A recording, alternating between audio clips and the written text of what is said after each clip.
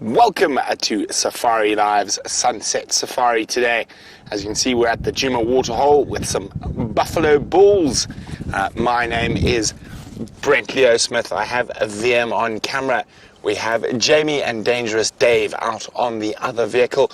And we have Rebecca and Louise in final control.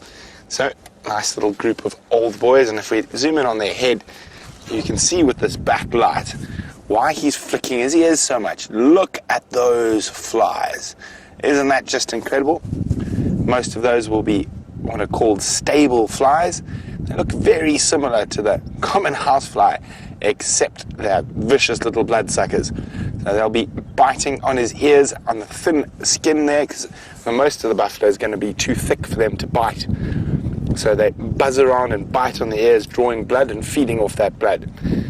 Now, they do attack us occasionally as well, and they can be quite annoying. And after the bite takes place, which is initially a little bit painful, but also quite irritating and itchy afterwards. But let's move away before the flies realize that we're here. We've spotted some other creatures around.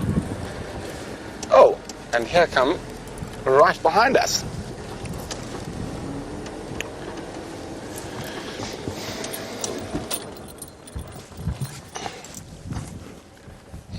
A nice little harem of zebra heading towards the waterhole.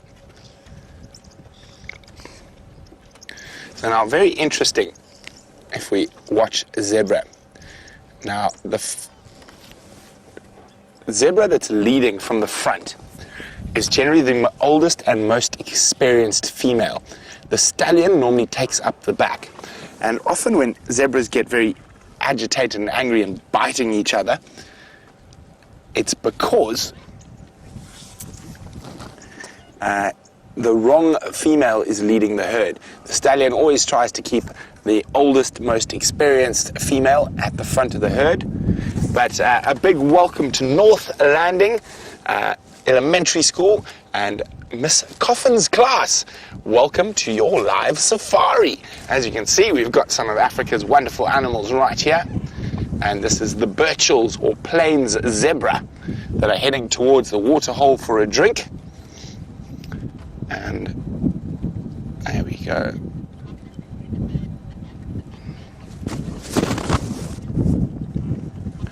But moving away from the zebra, and Mrs. Coffin noticed some birds on the back of the buffalo, and she's wondering, do those birds help rid the buffalo of flies? They don't, unfortunately, help rid the buffalo of flies. They do help rid the buffalo of ticks and other ectoparasites.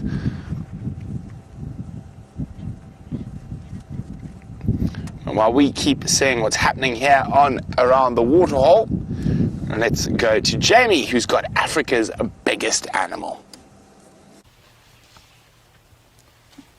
Good afternoon and welcome to our safari. And we've got such a special treat for you. A whole herd of elephants has just walked right across the road in front of us. Now, I didn't want to move earlier because I was going to disturb them, but there's even little babies running at the back, all protected by the rest of the herd. And they're feeling hot and they want to go and find themselves a drink. And unfortunately, we can't follow them where they're going. So we're only going to have a little bit of time to spend with them, but you're so lucky to be seeing the world's biggest land mammal. I know it's hard for you to get a sense of scale, but they are absolutely enormous. Hello, my name is Jamie, and this afternoon I'll be driving along with Brent, and we're going to find animals to show you and show you around and tell you a little bit about them. Behind me sits a man called Dave. Now, Dave is very camera shy, so he likes to hide behind the camera, but he's the person who's showing you all of these incredible things. And I'm sure you've got lots of questions about elephants. Elephants happen to be one of my favorite animals to see out here. We've got one last straggler. We might be able to get a view of him. An elephant herd is a very special family unit. It really is a family.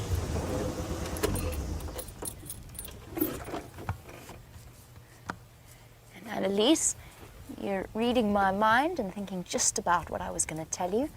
This is a young male walking behind the group. Now, Annalise wanted to know if a male or a female elephant leads a herd, and the answer is it is the females. It is what's called a matriarchal society. A female will stay in a herd her whole life, which can be up to 60 years in the wild, so close to being as long as a human. And some of them have stopped there to feed, so we've got another chance to view them. So the females lead the herd. It's led by the oldest female in the group, the oldest and the wisest. She will have a collection of her daughters and her granddaughters and her sisters and her cousins and her nieces, all as part of a group. There you go, you can see they're all clustered just over there. Lots and lots of them disappearing off into the bush. With a couple of young males straggling behind. Now, the life of a young male is a little bit different. So they stay with the herd for between sort of 13 to 15 years, at which point it's time for them to leave home because they are no longer welcome within their family herd, and they head out on a solitary life, either walking about on their own or they're going towards they're going to join up with other young males just so that they've got a bit of company. Because as you can imagine, for them growing up in such a big family, being all alone can be quite a scary thing. Henry, you wanted to know where an elephant gets its water from. And the answer is here. There's quite a lot of water around. There's a lot of water holes. You were with Brent at one of them earlier. But elephants are very clever, and they've got a very good sense of smell, and they can actually smell water underneath the surface of the ground because they've got those big, strong trunks and tusks, those teeth on the end of their faces, and they've got big, strong toenails. They can actually dig out water. So they dig and they dig and they dig, and they wait until the water seeps up from underneath the surface of the soil. And elephants are actually quite fussy drinkers. Oh, there's a little baby. And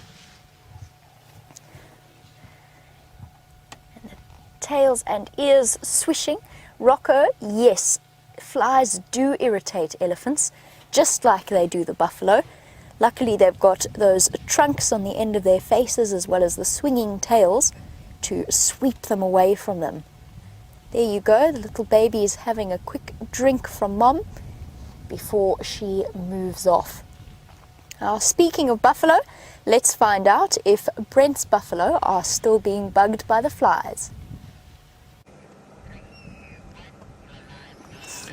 Here we go. There, the buffalo in the background and a herd of zebra moving away from the waterhole. And as we sweep through here, you can see we're having a very dry time. That's normally got water in it. This is normally a big waterhole. But there are some impala having a little argument. It's two young boys. It's more playful than serious. But maybe next year they'll be competing for ladies. So it'll be a bit more serious then. So Ember, very observant of you. Yes, we are having a drought at the moment, but we do have a very dry season. Even when we don't have a drought, this year is just extra dry. Oh, we can hear some more elephants screaming in the distance. So Dustin, looking at those zebra at the back there, is wondering why do they go in packs? Well, Dustin, they don't go in packs as such. Packs is a word we refer to members of the dog family. Dogs and wild dogs are in packs. Zebras are in harems. And the reason they... Oh. Sorry, Dustin, I'll get back to your question. I'm just listening. There were lions not too far from here this morning, and I think those elephants are chasing those lions. So we're going to drive, and I'm going to answer your question there, Dustin. So there's a couple of reasons. So the male zebra keeps a few females pass on his genetic code. And also, the more of you there are, the less chance you're the one that's going to be eaten by the lion. So speaking of lions, we saw 5 this morning, not far from here, and they went into the thick bush up there, but I think the elephants have found those lions and are busy chasing them. So that's what sounds is elephants can make lots of different noises, and what I can hear is elephants screaming, and they only do that when they're upset.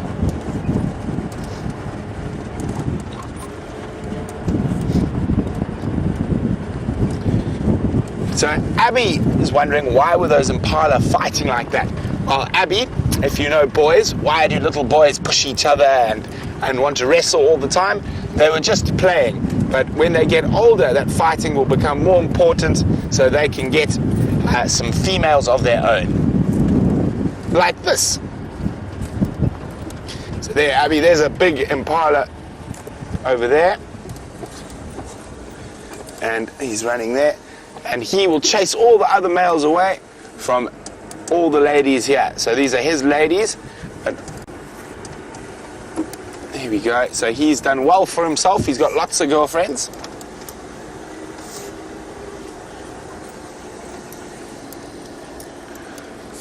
Now, Rocco's wondering, what do impala eat? Well, Rocco, impala are very successful because they eat grass and leaves. So male kudu running across the road in front of us. There we go. There's a big male kudu, disappearing quite quickly. Rocco, impala eats grass and leaves. An animal like a kudu only eats leaves, and an animal like a zebra or a buffalo only eats grass. And that's one of the reasons we see so many impala, is because they are able to feed off both instead of just one.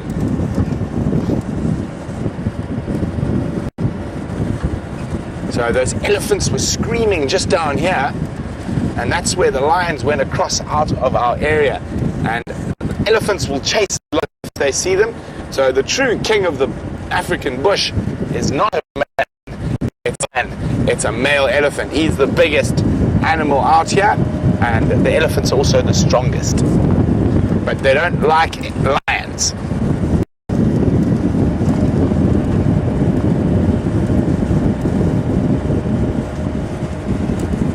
Hi, Michaela. Michaela would like to know, is there more than one type of elephant? There are, Michaela. There is the Asian elephant and the African elephant. The Asian elephant lives in India, Malaysia, and through the east. The African elephant lives in Africa. Now, even amongst the African elephants, we have two sort of, not a subspecies, a different sort of type. So you can imagine, think how to explain this properly. So some people are tall, some people are short.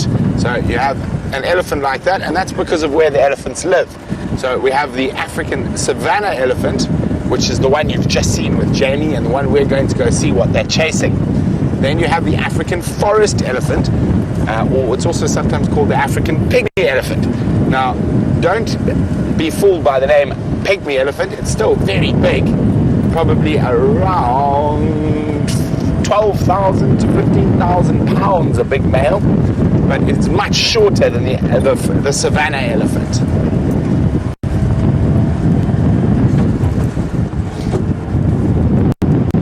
Okay.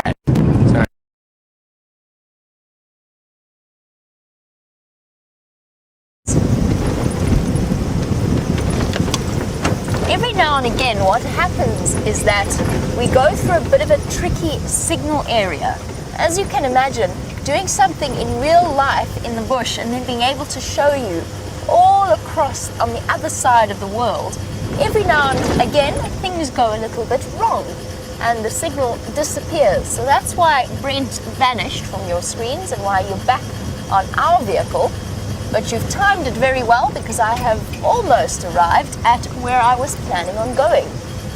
Fortunately, to get to where I was wanting to go, it is a main road, which means that every now and again we do encounter various trucks going backwards and forwards to the different lodges. And believe it or not, this for us in a game reserve is a main road. This dirt road in front of us. All right, everybody, get ready to wave to the man in the truck. There we go. He looks like he's been delivering diesel for the cars to run on, gas for the cars to run on. That's very sad. Oh, he did wave to me. He did wave back. I was about to be very sad. That's okay. He waved to us all.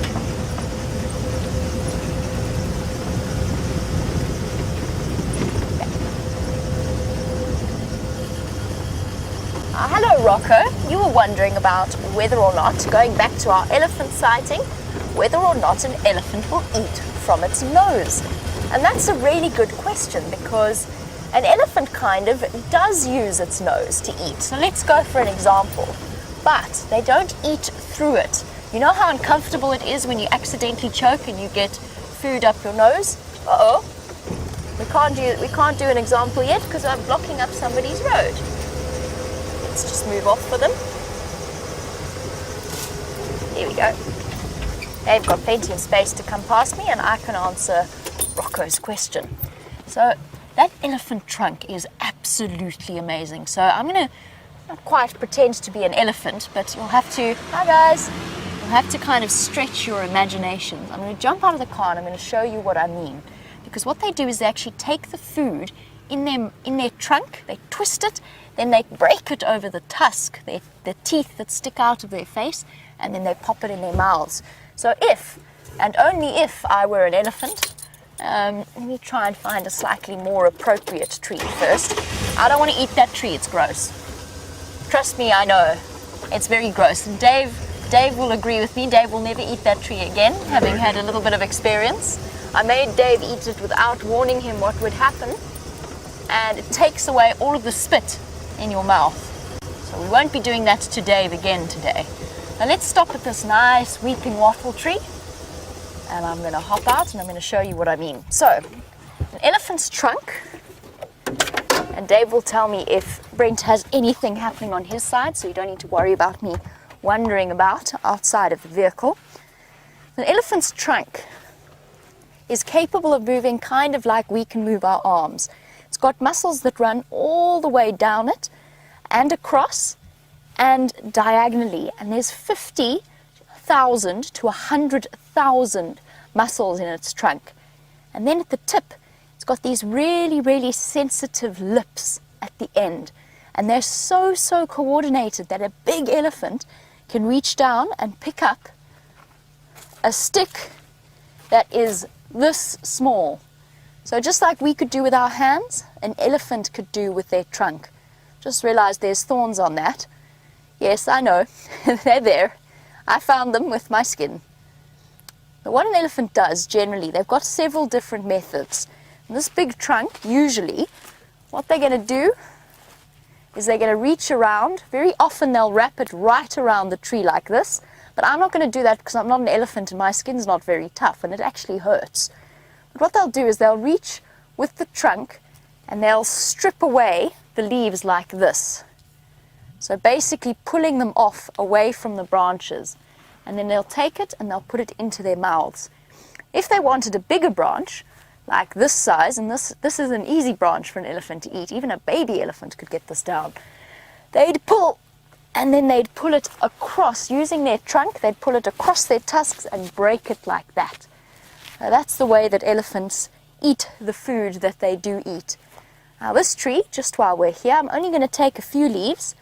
Don't want to deprive the other animals of their food, but not that many animals like to eat this. Just on a different subject, this is called a weeping wattle. And it's very, very soft, very smooth. There's no thorns on it.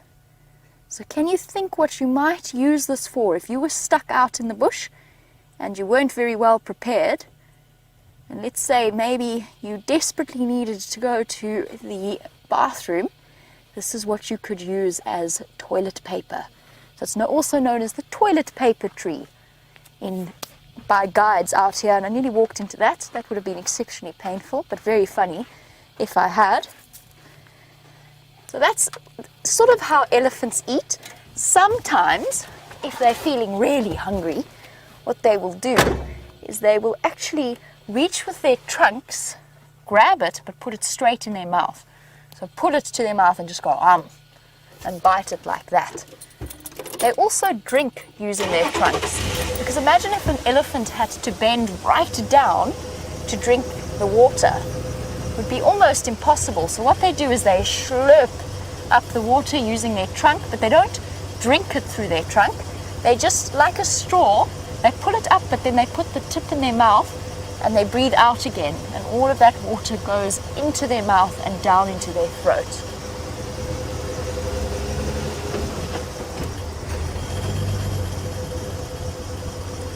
Now, I'm not really very big, so wandering about in the bush, especially in midwinter when it's very cold, I don't think I would enjoy very much. But Lauren, you were wondering, do elephants have shelter? And the answer is no, they don't need it. The smaller babies will cuddle up nice and close to their moms and their siblings and their cousins. I said to you that they're a very close family. So the small babies that might get more cold than the rest of the group will cuddle together for warmth. But elephants, because they're so big, they actually don't lose heat all that easily. So they don't really get too cold, and that combined with their big thick skin, they don't need to worry about having shelter. They're perfectly safe wandering about outside, and none of the animals, or a lot of the animals, don't actually live in shelter. Some of them do. Some of them live in tunnels and burrows in the ground, but most of them live out in the open. A warthog might live in a burrow, and a dwarf mongoose might live in a burrow, but elephants definitely don't need to. And I'm trying to look for a nice burrow to show you. They're quite often in these big termite mounds.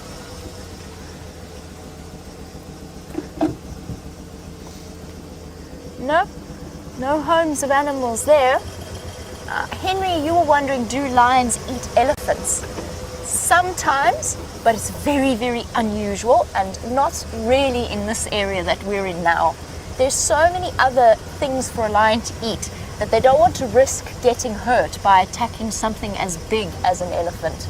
Lions would definitely think twice before tackling any kind of elephant, because the rest of the herd will try to protect it. Speaking of lions, I wonder how Brent's search for the lions is going, and whether or not he's found any evidence that they've been through. Let's go and have a look.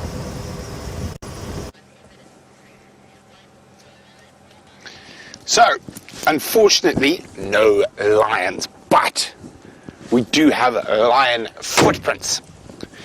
Now this is a big male lion track here. And if we get down, oh, let me get the shadow out the way. You can see there's the track there. And if I put my hand next to it and make a print, you can see how big it is. And I'm a big guy.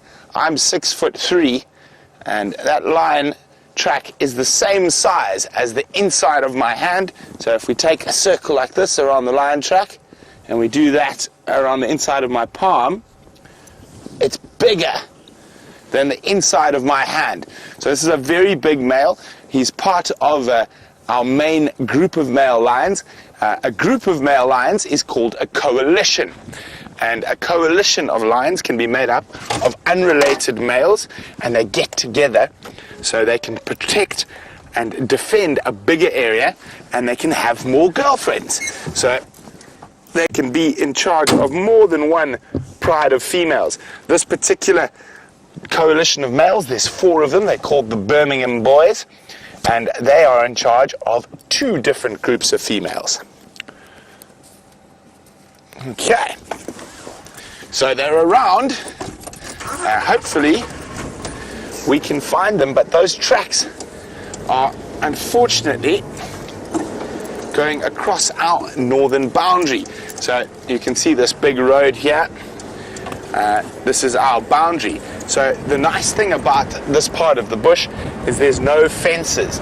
So even though we can't drive over there, the animals can go wherever they want. And we're part of an 11 million acre unfenced area that's just for wild animals. And of course us on safari.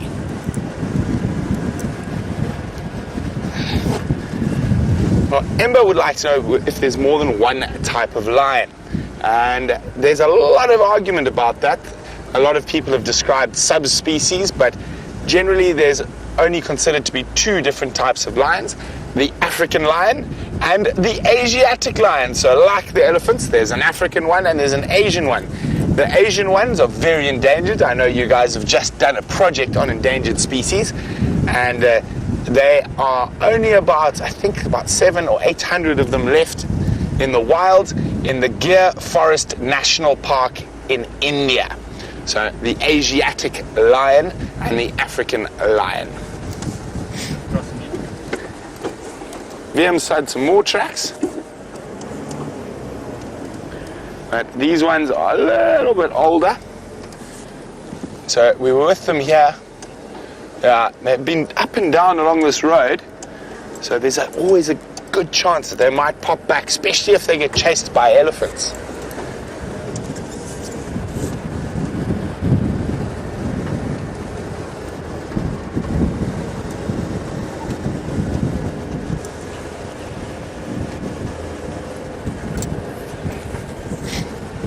So Zion's wondering, do elephants attack lions? They do, Zion. They'll attack any predator. They'll attack a leopard, hyena. Not so much attack as chase away. But if they manage to grab one, they would definitely hurt it. And Jamie was just saying how a lion would think twice about attacking an elephant. But it's a very interesting thing that animals, even though they're the same species like lion, might behave differently in a different area. So in a part of Botswana where there's lots and lots and lots of elephants, there's a pride of lions that has learned how to hunt elephants, but it is very, very rare.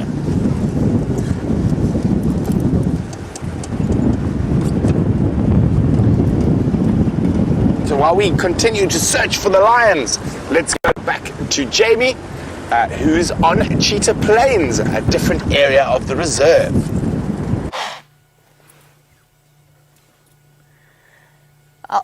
We've arrived, and I hear that you guys have been studying endangered animals. Sorry, I want to know why they're shouting. What I was going to say was I hear that you've been doing projects on endangered animals, and what I wanted to tell you was this is not an endangered species. These are antelope called impala, but they can be food for endangered species, and one type of cat in particular that I'm looking for out here, and that is the cheetah. But now, that alarm call that they're making, that bah, bah sound, that's them alarm calling at something. Now, I think that they've just got a bit confused. I think they're alarm calling at what was a warthog that's now gone into hiding. But just in case it is the rare and endangered cheetah, we're going to go forward a little bit so that we can see where they're looking and what's got them so upset.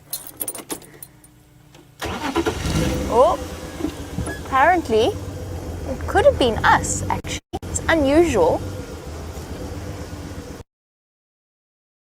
Just on high alert and looking. That's, yeah, there we go. It's definitely him. They've got confused. They think down a little bit. There you go. There, have a look at that. That's what they're alarm calling at, silly impala. That warthog isn't going to hurt them. He's a vegetarian. And at the moment, he's actually having a mud bath. But because he's hidden where they can't see him properly, I think they thought he was a leopard coming to sneak up on them. Maybe even a cheetah or a lion. Now, this is called a warthog, like Pumbaa in The Lion King.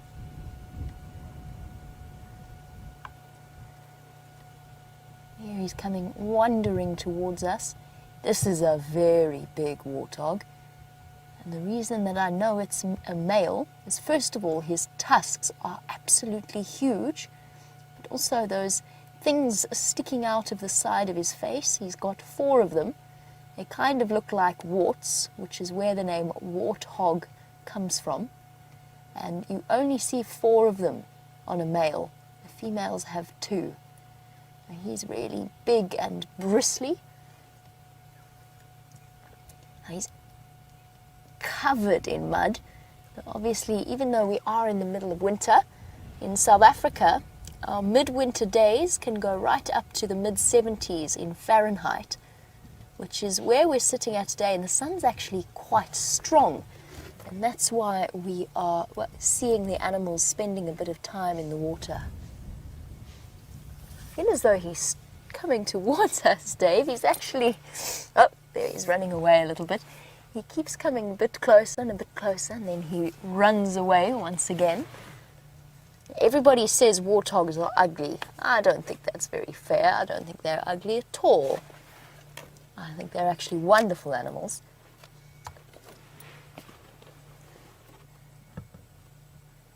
And they are very big and very powerful.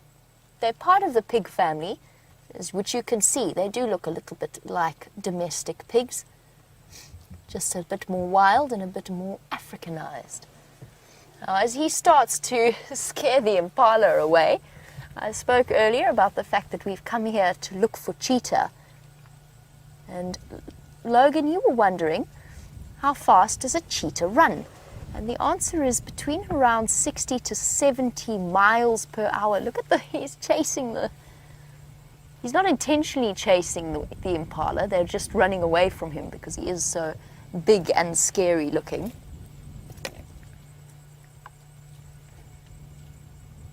Logan, between 60 and 70 miles per hour, but only over a very short distance, and only for a very short period of time.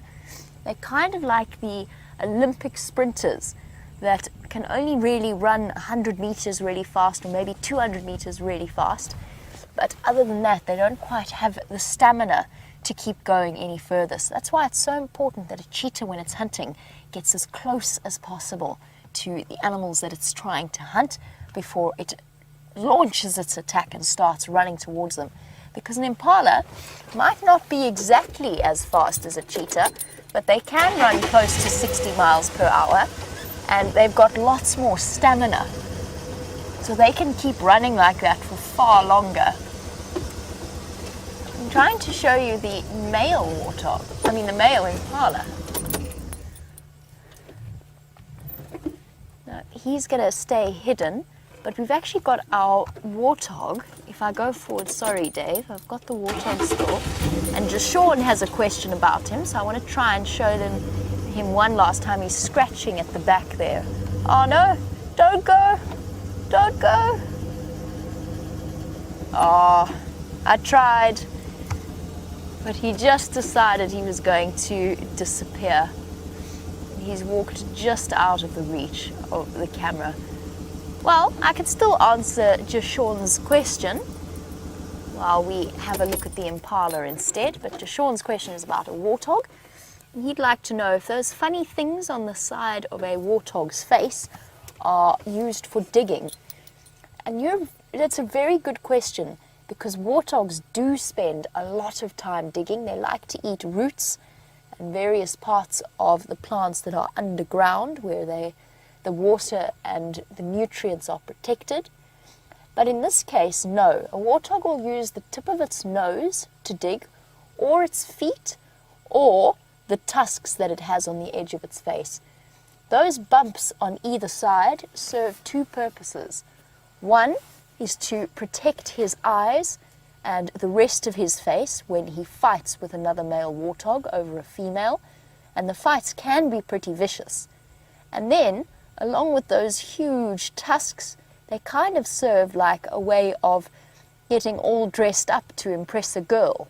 So the bigger his warts, they're not actually warts, but the bigger they are on the side of his face, the more attractive the lady warthogs find it. So the further and further away those projections on either side of his face go, the more the ladies appreciate it, because then they think that he's going to give them good genetics to pass on to their babies, and they'll be more likely to mate with him.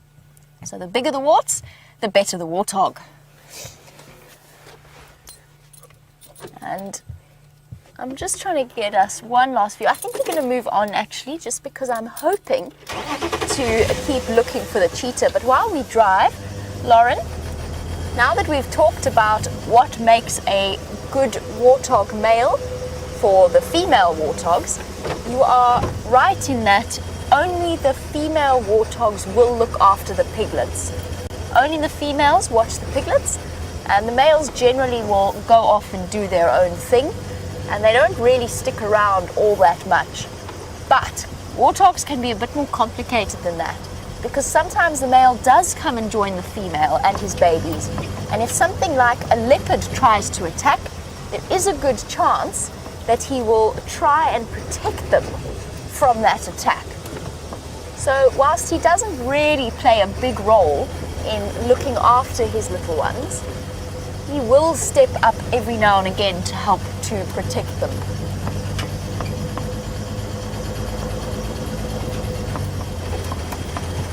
I hear that Brent was showing you the size of a lion track. I'm now looking to see if I can't find you a nice elephant track and you can get an idea. Brent was using his hand to give you a sense of scale. Now with an elephant track that would be almost impossible. My hand would just look ridiculously small on it. And instead I would have to use my foot. These aren't very clear. No, I'm sure I can find you a better elephant track than these. These have been walked all over by impala and other things. Logan, you were wondering why it is that a cheetah has spots. There's two different big cats out here with spots. One is a leopard and one is a cheetah. And both of them have spots for exactly the same reason. They have spots because spots make it harder for the animals to see them. Now, in this time that you've been with me, I hope I haven't, but there's a very good chance that I could have already driven past a leopard hiding in the bushes. Their camouflage is some of the best in the world. Now, I'm keeping my fingers crossed that I can find a leopard or a cheetah for you, and then I can show you properly just how well that camouflage does work. But the spots are there. What it does is, especially out here in this vegetation, it breaks up the outline of the animal. So they don't look, it's not like a solid shape creeping forward. The dots make it look like basically just part of the grass or part of the leaves of the trees. And I've walked past a leopard that was a meter away from me before. And a meter is 3 feet. And I didn't see it.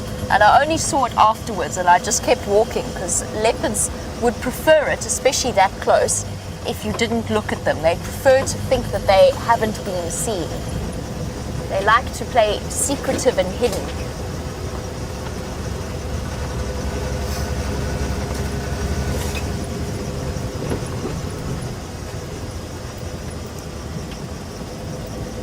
There's a very good question from Lauren.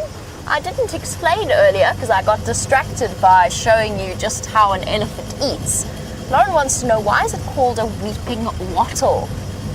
And the answer is because it's related to a type of tree called a wattle tree.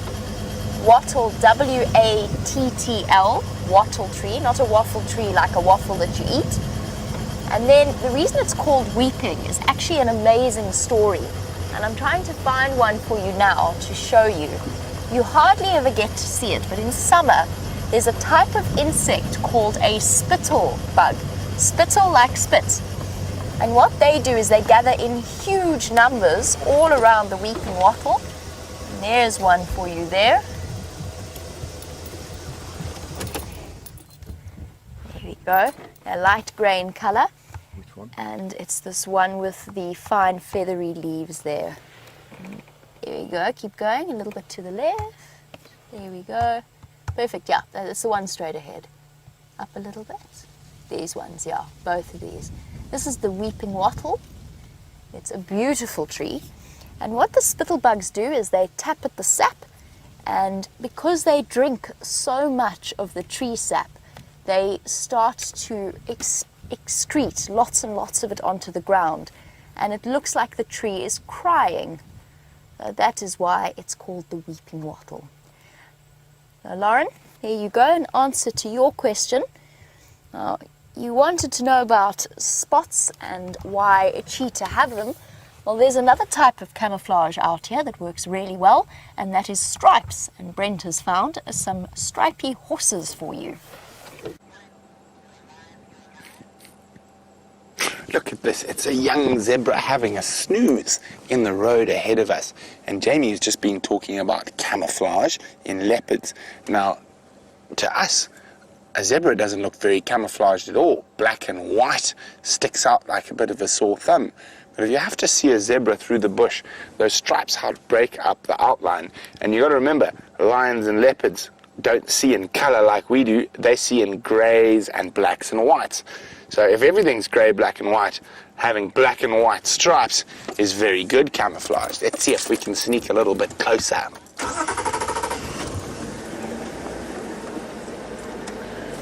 So Zion's wondering, do all female zebras have the same amount of stripes? No, each individual zebra is completely separate, so no one zebra has the exact same stripes or amount of stripes. There we go, there's the rest of them.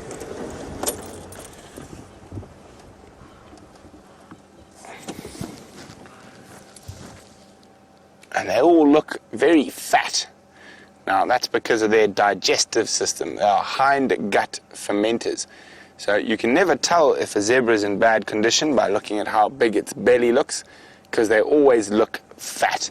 Let's just try and move it a little bit forward and I'll show you how you can tell if a zebra is not in the best condition. Oh, there's someone to walk across the road in front of us. So if we... Oh, there we go. So if we look at their mane, let's go have a look. Whoop. So on their neck, you can see that bit of hair that's sticking up straight on their neck. Let me just see there, along the back there. So that's called their mane, and if their mane is floppy in places, it means they're not in very good condition. So all these zebras are looking very fit and healthy.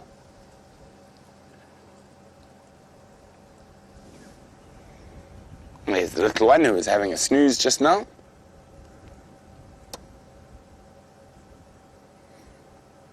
And you can see all their fly swats working overtime. So most animals have a tail to try keep the flies away. Now, that's most animals that eat grass and leaves. Now, if we think about monkeys, a monkey's tail is very important for balance while they're jumping through a tree, and so is it for a baboon.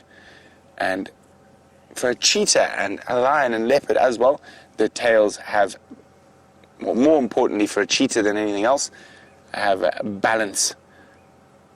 It helps them balance when they run incredibly fast. And they can run nearly 70 miles an hour, the cheetah. I know Jamie's looking for cheetah, so we're going to keep looking for the other big cats. Unfortunately, it seems like the lions have done a disappearing act, so we'll try find a leopard. But as Jamie's just said, they're really hard to spot because of their camouflage.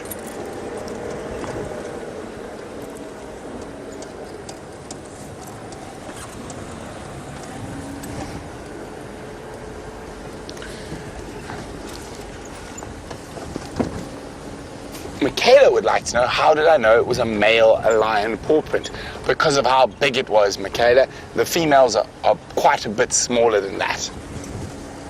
So that male paw print was that big. A female's would probably fit inside my palm.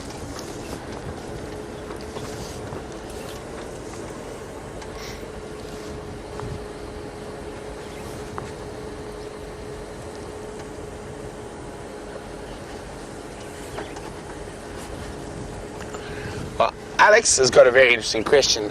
What is the normal number in a herd of zebra? Well, Alex, it completely depends on the area. In this area, the normal number is anything from 5 to about 20. We very seldom get bigger herds than that, but east of us here, on the flat, grassy basalt plains of the Eastern Kruger National Park, it's not uncommon at this time of the year to get a herd of 100.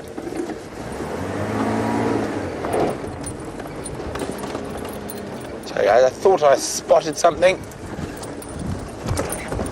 But it was a little mongoose who ran away very quickly.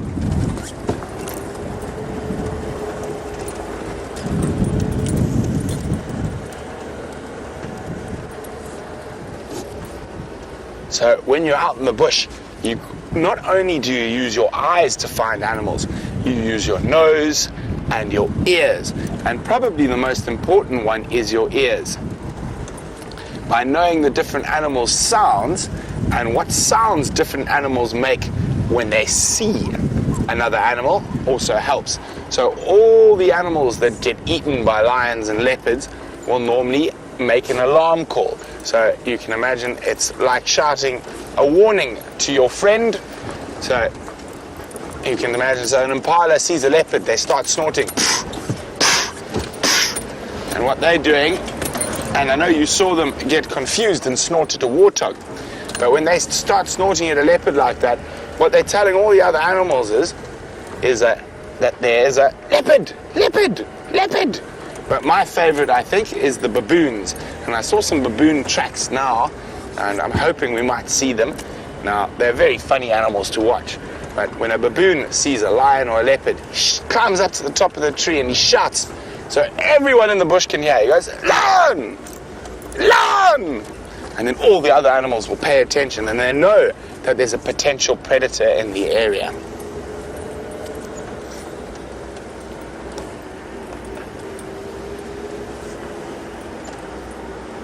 Well, it's been wonderful having Mrs. Coffin's North Landing class on Drive with us.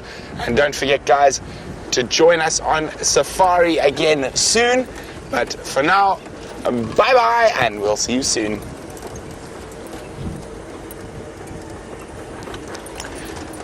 Welcome back to everyone else, and lovely to be with you on this beautiful late summer's afternoon. You can see not a cloud in the sky and not a lion in the land.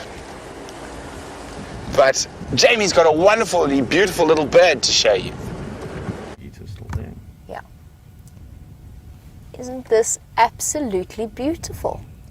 And with this camera, we can get right up close and personal to a bird that I like to think of as the springbuck bird, since it is the colours of our Springbok rugby team. I hope, oh, come back, no, don't disappear. It's also known officially, much more officially, as the little bee-eater. Well spotted there, Dave. And we've got two of them. And in fact, one of them just caught something in mid-flight. Oh, absolutely lovely. Such a striking bird with those bright greens and yellows. And then if you look really carefully, just that hint of blue eyeshadow almost. Like they've put on a bit of makeup. They've gone a little bit heavy-handed on the eyeliner, then just a tint of blue for the eyeshadow. And you can see those rapid head movements, constantly casting about for any flying insects.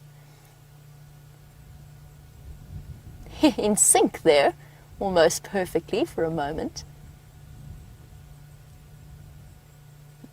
Obviously, as their name suggests, the smallest of the bee-eater family, and one that sticks around with us, like the white-fronted, and unlike the European and the carmine bee-eaters. These little bee-eaters stick around all year round. And at the moment, they're taking advantage of the last few butterflies and insects that are hanging about. And they're called the springbuck bird not just because of their coloration, but also because of their hunting style. Oh, you missed a butterfly there. I saw it. I saw it flutter behind you there. The guard's using that tail to constantly keep balance. But yes, their hunting style often is a sort of an upwards-downwards flight. They fly up and then attack from above, catch the insect, and then use that long bill to sweep it from side to side and to kill whatever it is they happen to get. And in the case of bees, as the name bee-eater suggests, to remove the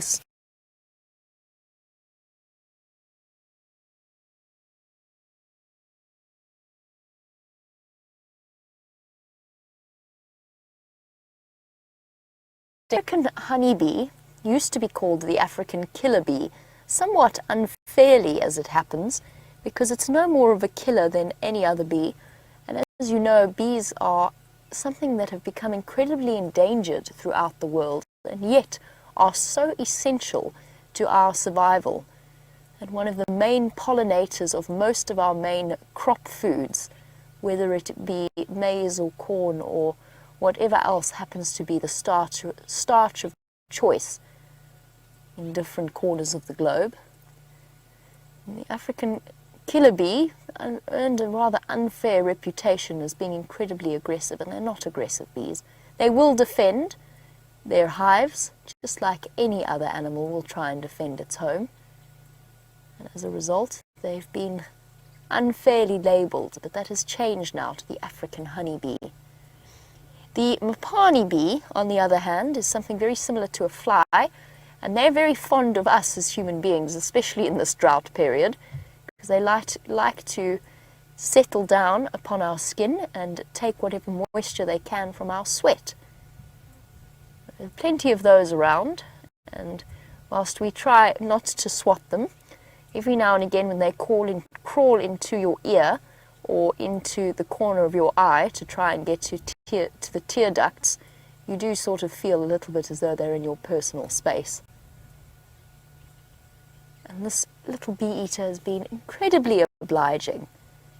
Perched here, not quite as active as his companion, his or her companion, who is a little bit further to the left.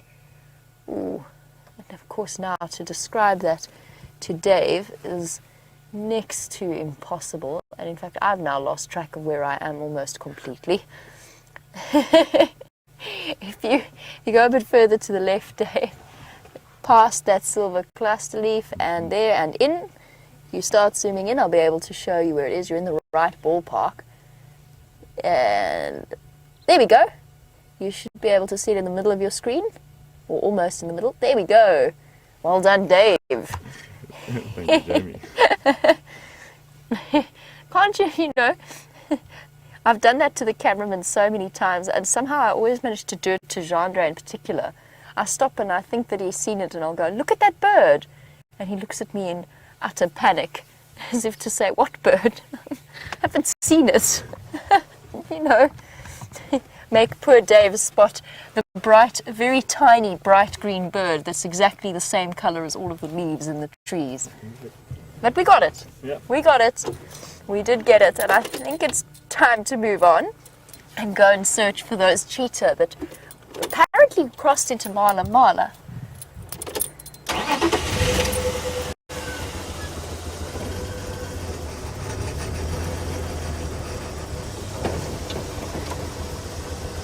Now, if they are on Mala Mala, we're incredibly fortunate in that, of course, we have this phenomenal zoom lens, or zoom camera. There you go, there's my official cameraman terminology, sorry about that. Dave's saying well done. There's just the slightest sarcastic hint there, Dave. There's a buffalo thorn ahead of us, Dave. Speaking of our springbuck bird, I would never put Dave in a buffalo thorn. Oh, please don't, Jamie. Not intentionally, I would never. Not intentionally, I have done it by mistake before. Now, Dean, you were wondering quickly why, within the subject of our springbuck bird, why it is that there are no springbuck in the Kruger National Park, and you're from Nelspruit. The answer is it's adaptation and competition. So, as basically fulfilling the same ecological niche as the impala, but being better adapted to desert areas, arid areas, the springbuck have found their niche towards the area within the more arid Kalahari regions, whereas the impala have made this their niche. But they're very similar sized antelope, very similar diet, and as a result they're in too much competition to be in exactly the same place without impacting negatively on the ecology of the area. And this Africa has 72 different species of antelope throughout the continent. 72. antelope species, because first of all we've got such a vast variety of different habitats, but also because they've got such incredibly adaptable physiological conditions, or can adapt to such different ecological conditions. They can change the way in which their stomach digests. They can change, certain species can change the way they respond to water retention, and all of that has meant that they can utilize pretty much every ecological niche that there is out here for an antelope. Now, bear with me for 1 second. Brent has been trying to get hold of me on the Game Drive channel apparently, so I'm just going to respond to him. Brent for Jamie. See if I can't find you something nice to look at.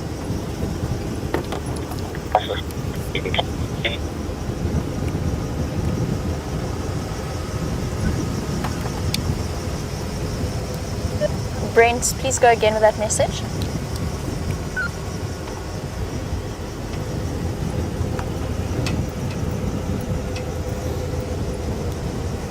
Brent. My Game Drive channel doesn't want to work terribly well. I'm sorry. I know this is distracting for all of you, but it's an important part of the way in which we communicate. I'm sure he has a very important message for me. Alexa.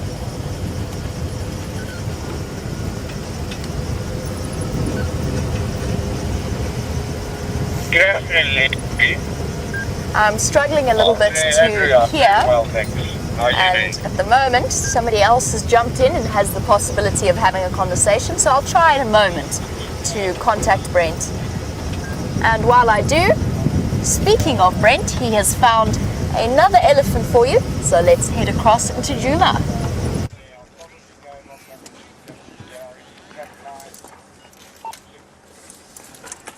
Welcome back, everyone, and as you can see, we're with a breeding herd of elephants, but we've got a young boy who's busy moving all the dead wood to get to the grass underneath. Oh, there we go. You can see he's found some grass under that dead marula.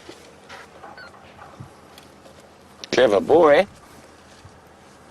So we're on the edge of the breeding herd, so there's a group of little boys here right on the periphery. Sounds like the rest of the herd's just up ahead.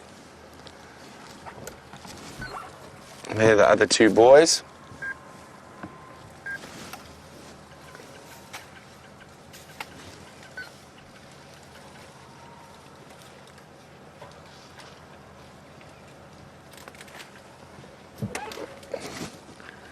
Now, incredible creatures.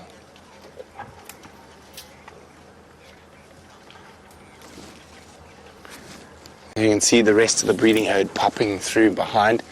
Lael in Washington is wondering, how long does a matriarch or the older female lead the herd? Is it just a few years or a couple of years?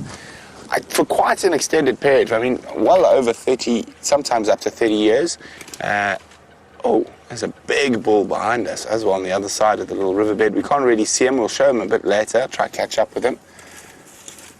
But you can see how elephants with their enormous strength are able to move, I mean, full trees to get to the grass hidden underneath that's been protected from all the other browse.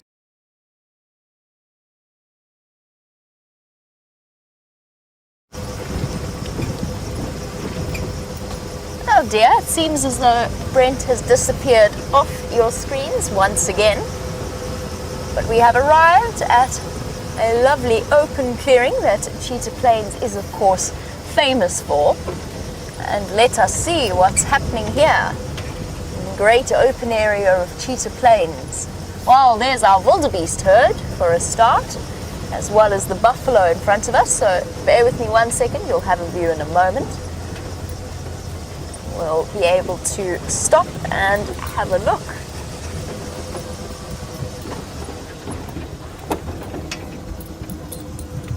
Just an overview at first of all of the different animals that we've got hanging about here. Do you know, I haven't actually seen that many duggar boys on Cheetah Plains before. I've seen far more of them around Djuma. That being said, I think that with the slow disappearance. Oh wow, Dave, look at that elephant at the back. He's huge. He's right at the back, walking in that clear patch behind the thicket of trees. Oh, yes. Right at the back. There we go, thank you. I know it's very difficult for you to tell, and I drew your attention away from the buffalo there for a moment just because that bull is absolutely enormous.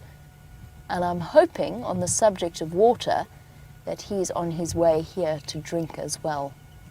We'll have to just give him a little bit of time to come through. Hello, boy. I know that Brent had a stunning encounter with some elephant bulls around this area. He looks like he might be in the early stages of must. And what we're seeing more and more with the drought as not really a positive, yes it is a positive, it's a positive for us, is that we're getting more of these enormous bulls coming in from the Kruger National Park. And you are basically looking across into the Kruger National Park as we speak. There's our wildebeest herd, always up to amusing antics. The last time Dave and I saw them together, they were being stalked by the two male cheetah that hang out in this area.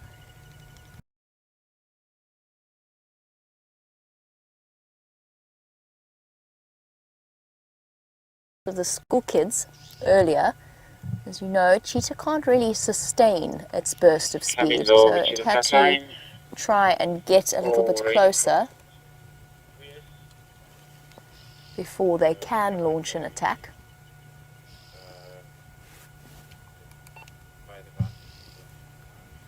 They're peacefully grazing off in the distance. Now I have been, just to update you on that conversation, since it might be a bit disjointed from your side, I've been trying to contact Brent on the Game Drive channel. Unfortunately, I don't think he's hearing me. I'll be listening with one ear to whatever's happening on that side. It sounds as though Karula, from where I tracked her out this morning, might well be coming back across the southern boundary of our territorial, no, not our territorial, our territorial area. We're not territorial at all, but we do have a set traverse area. So hopefully she'll come back and pay us a visit this afternoon or this evening. Exciting prospects. Now, at some point I will come back and rejoin this wildebeest herd and spend a bit of time with them, just because I personally find wildebeest endlessly entertaining.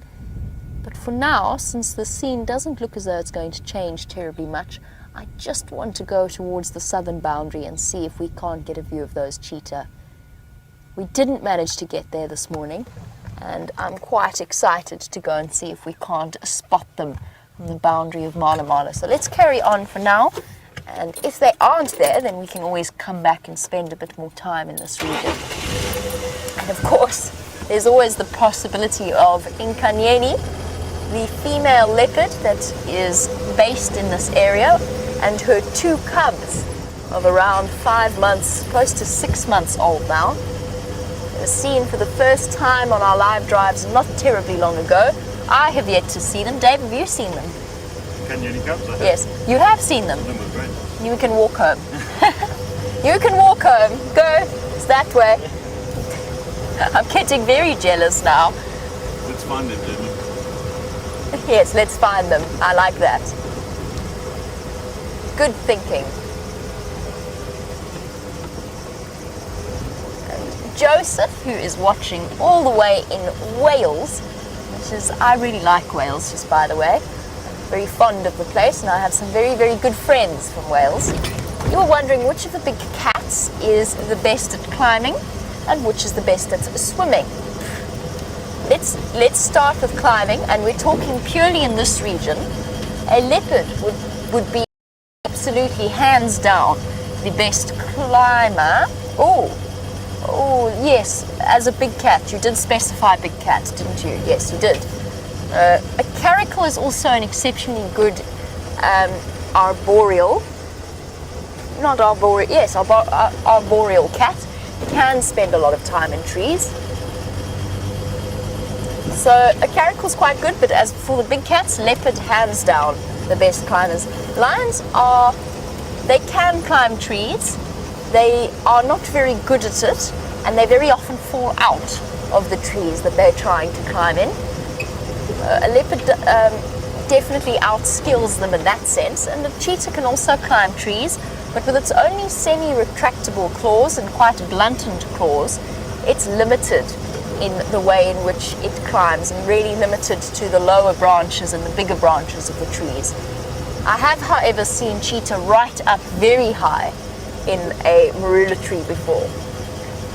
In terms of swimming, if I had to, I would probably say again, just in terms of its physical strength for its body size, a leopard probably takes that medal as well. But it's a very close contest because all three of the big cats can swim. Cheetah does show quite a bit of reluctance to do so, but they're very happy to wade across a river. Lions as well will also go barreling into a dam if they think it means they can catch something, if they're chasing prey, for example. But leopards are known to actively, there are some leopards in particular, individuals that have specialized in hunting into the dams, going into the dams and catching catfish or barbel. Again, but now we're talking purely in this area because of course there's the tiger, and the tiger is famous for its swimming abilities and in fact really enjoys spending time in water. And the Asian or the Russian fishing cat, which doesn't quite fall under the Panthera genus of the big cats, but is nevertheless quite a large cat, considering. That's to broaden our description a little bit in terms of the best swimmers. Yay, ostriches! And wildebeest on our right, and zebra on our right. Sorry, Dave, that was my fault. And then ostriches on our left. Sorry, Dave. There's just so many things happening. I don't know where to look. You're gonna keep Dave guessing.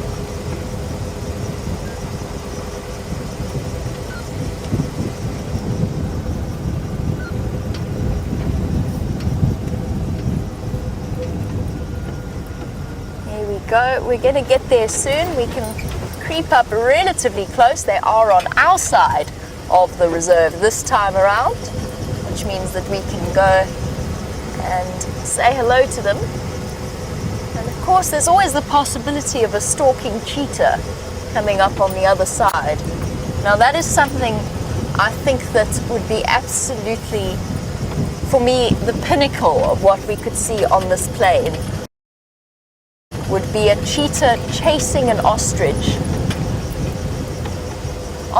in this open area. That would pretty much make my week. Not necessarily catching the ostrich, but just that chase, to see two animals built for speed, sprinting at full tilt across the open area would just be incredible. We're getting there. I don't want to do any damage to this open area by driving off road, and also they're quite skittish, so we'll stop here with our pride or wobble of ostriches. Such bizarre animals.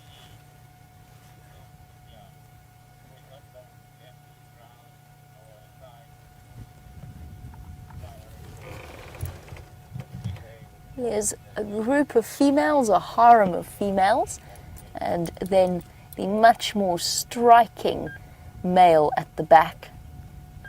There he is there. Oh, you can even get to see those incredible toes. Oh, where are we going?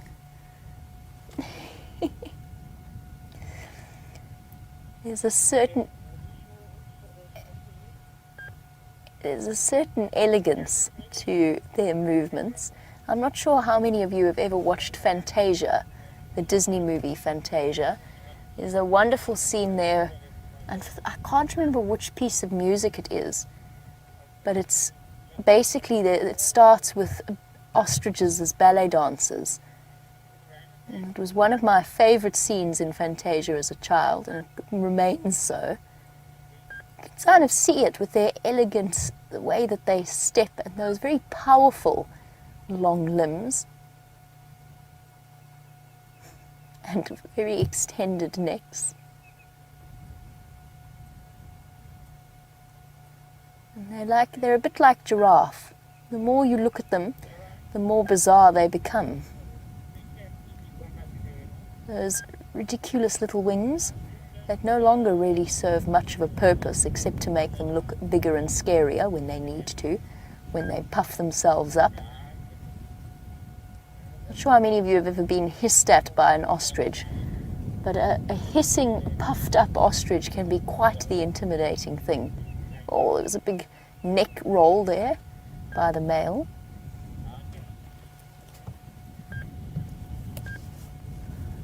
Long-limbed and very, very fast. The biggest bird in the world. It's very hard for you guys maybe to get a sense of scale unless you have seen ostriches before. It's very tricky. But to give you a rough idea, I'm about 5'7", and an ostrich's head is probably about close to half a foot taller than me, if not even more so. Probably close to Brent in height. That's like Brent's size. They're very tall, and that makes them relatively intimidating. They've been known to chase people, and I actually know a few people towards the Eastern Cape that have guard ostriches instead of guard dogs. Just kind of like some people have guard geese. I don't know if any of you have ever encountered somebody with a goose guarding their property, but ostriches can do the same, and they have been known to very aggressively deter intruders, and they can kick both forwards and to an extent backwards, mostly forwards though, even out sideways. And that large toe in the front, somewhat not quite reminiscent of the raptor claw of the velociraptors, but when you're being threatened by it, it kind of feels that way. Very sharp and very large.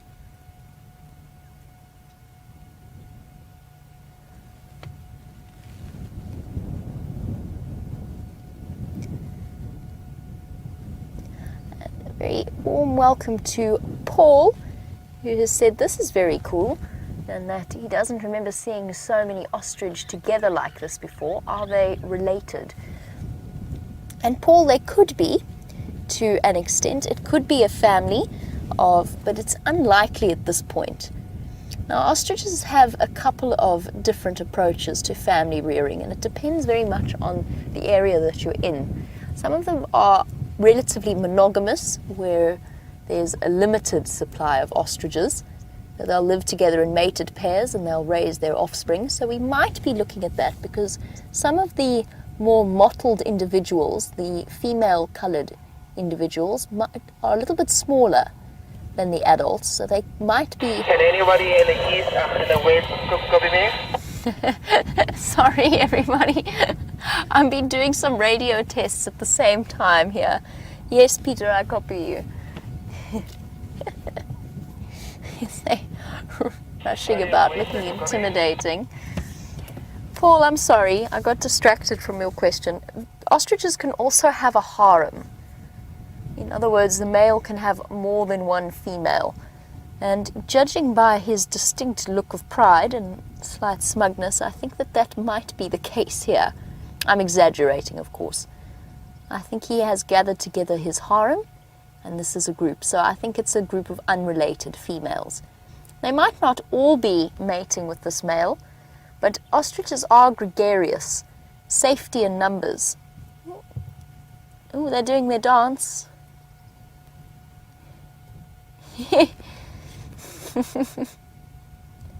This is very cool. You know, I think it might be mating time.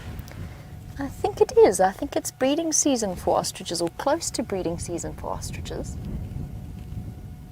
And That's, I think, why we're getting this lovely display every now and again with their wings out. Look at those two. They look like they're dancing together.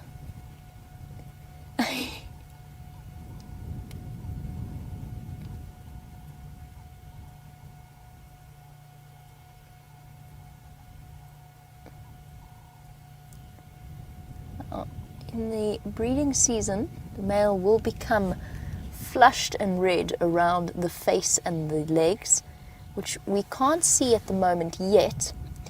However, there's always a prelude before one goes into an actual breeding season. Just like how we saw with the male impala, they started fussing and making a noise and running about like they were full of energy, let's put it that way before the females were nearly ready to mate. So this might be the prelude to the breeding season. He hasn't got that full breeding season flush just yet.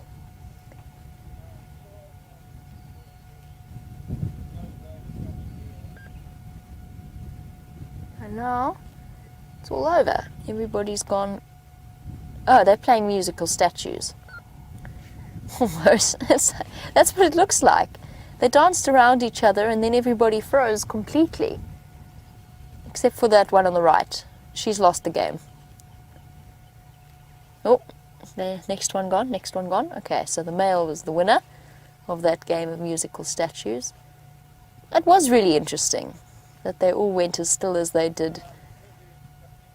And I suppose it's all part of the same process known as allomet mimicry. We see it in the smaller passerines, the babblers, for example. They all start, as soon as one starts to call, the others do. In this case, you can almost think of that behavior as herd behavior. Like when one impala starts to alarm call, and then the others start to follow, even though they haven't actually seen what the threat is that they're meant to be alarm calling at. So as soon as one bird goes still and focuses its attention, I think that's why the others followed along.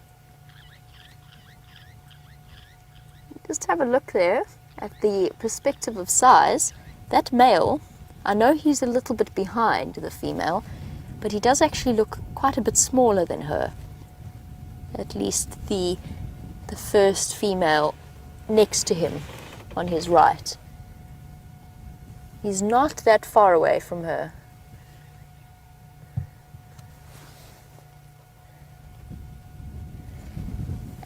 Chitra, welcome. You're watching in India, and hello to you too.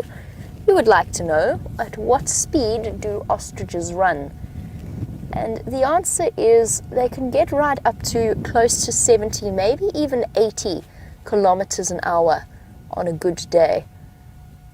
So for those of you working in miles, that would be around 50, between sort of 40 to 50 miles per hour, possibly even faster at times. An ostrich can, with a serious burst of speed, can match and even outrun a cheetah, which means that if pushed, they could go right up to the 70 mile per hour mark.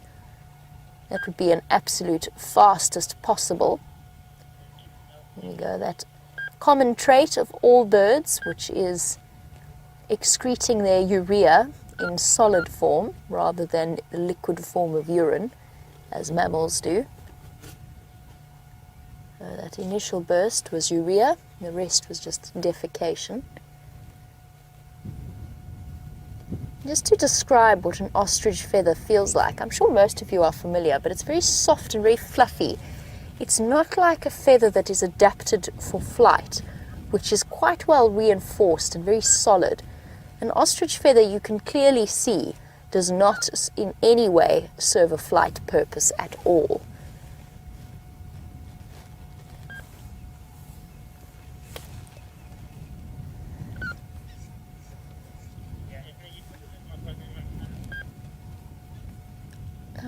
As we start to potentially go into the ostrich breeding season, Ilma, you were wondering where and how an ostrich will nest.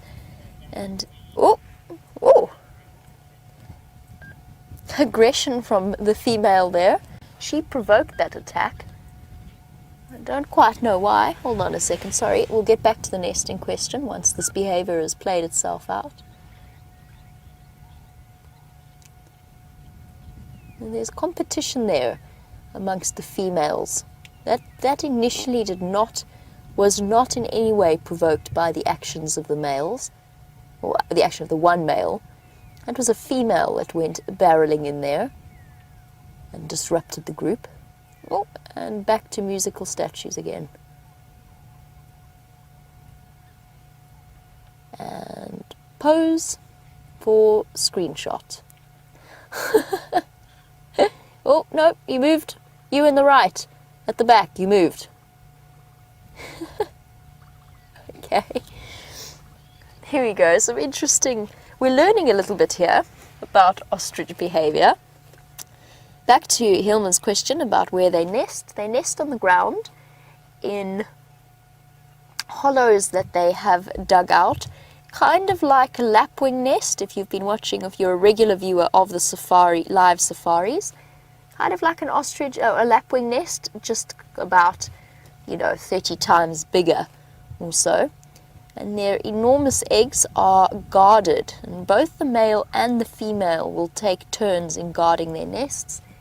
And what they will do, if you've got a group of females like this, is they will all nest in a close vicinity to each other, so that some of them can go off foraging for a while, go off looking for food, and then return to the nests and leave them in the capable claws, I guess, of other ostriches to protect. They also, at the heat of the day, ostriches are birds that are well adapted for a desert area, an arid area, and you find them throughout Africa in some of the southern African deserts, in Namibia and in Botswana. And there's places like that where the temperatures will easily skyrocket to over 40 degrees, so well over 110 degrees Fahrenheit. So what the ostriches in that case will do is they'll actually shade the nests. They'll stand over it with their wings outspread, and I'm sure many of you are picking up on the fact that this wind has suddenly come billowing out of nowhere. So that's what you're hearing, gusting over the plains.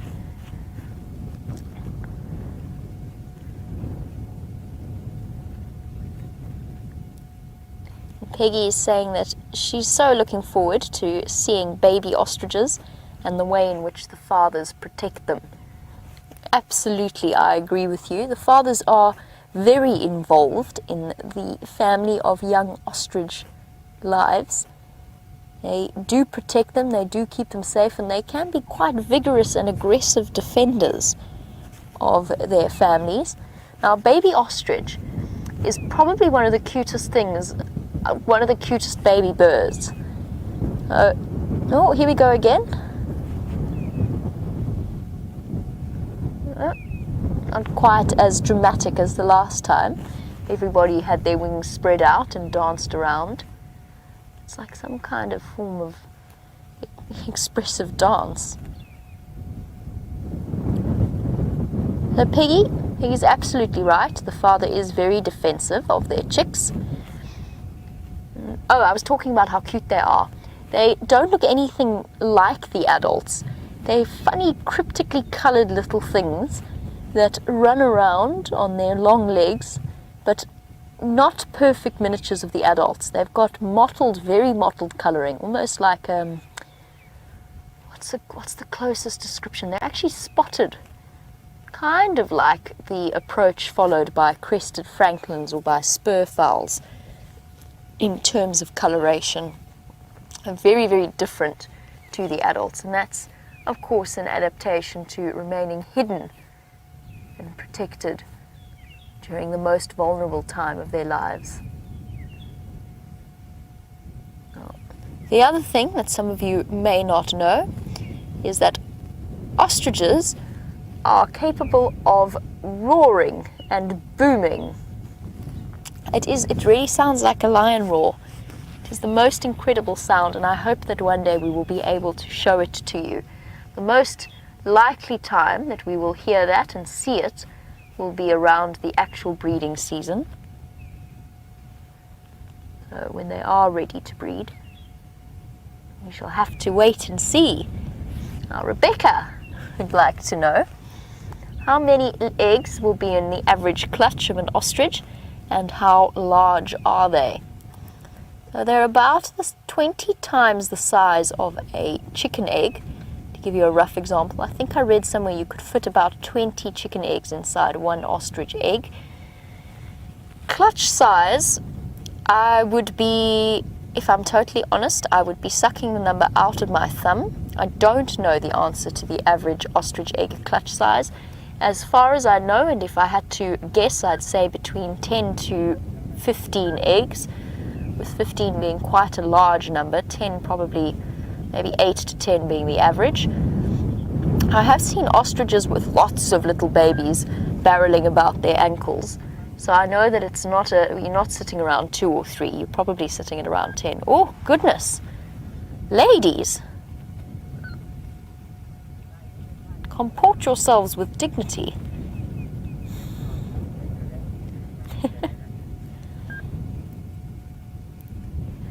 Very unimpressed with each other at the moment. Now, this might not even be connected to breeding. It just might be a harem hierarchical battle. Just like zebra occasionally nip and bite each other, that might also be an explanation behind the behavior that they're exhibiting here. No, it's not necessarily just a breeding thing. But on the subject of breeding, Chitra, how long do ostriches incubate their eggs for? If I'm not very much mistaken, it's up to 3 months. I'm not 100% sure on that, Chitra, and I will get back to you on it. I have to confess, I've never closely followed an ostrich breeding cycle before. I've never been fortunate enough. I've seen lots of ostriches, and I've been chased by lots of ostriches, but I've never had the pleasure of observing the full life cycle in the same way I have with anything from lions to leopards to rhino, for example, with the bigger mammals. I haven't managed to have the same opportunity with ostriches. So I'm not 100% on the incubation period of an ostrich's eggs. I guessed at around 3 months. And it is around 42 days. So that's much less than 3 months. 42 days is just over a month. Wow, that's impressive. My apologies. It's not 3 months, it's close to 42 days. So about close to a month and a half. It will be their incubation period. So much shorter than a bird of prey would be, which is interesting. Oh, are we going to go again for the... Yep.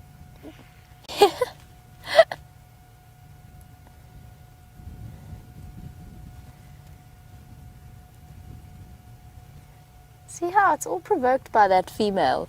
I'm not sure whether you saw her hiss there in that brief moment. She had her beak wide open as she provoked that attack. It's not an attack. It was more of a little bit of a threat display. Attack is definitely too harsh a word to describe that. James Richards, who has been very diligently building up a record of all of the different tracks that we see out here through screenshots, and he really enjoys learning about their tracks.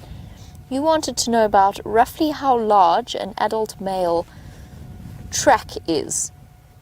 The answer, let me just think about it, because I can give you it in terms of scale in reference to something, but I'm just trying to think of how I would compare that in terms of a measurement and then convert it into inches. About the size of my hand plus about a third of the way down my arm. Sorry, I'm busy sort of half talking to myself here, thinking about the last ostrich track I saw. So a big male would be, they're not as big as you think they are. So probably from the tips of my fingers to just below my wrist, and my hand is in inches, 8 inches long. There's a rough estimate for you. How about this? I will find you a track. I will find you an ostrich track, and we will have a proper look at exactly how long it is and exactly how big it is. And actually, we should be able to, if we're lucky, we might even be able to find one on the road along the boundaries, since we know that they very often come across from mile and mile. We just have to hope that all of the cheetah traffic... no, that's a stump, sorry. I was speaking of...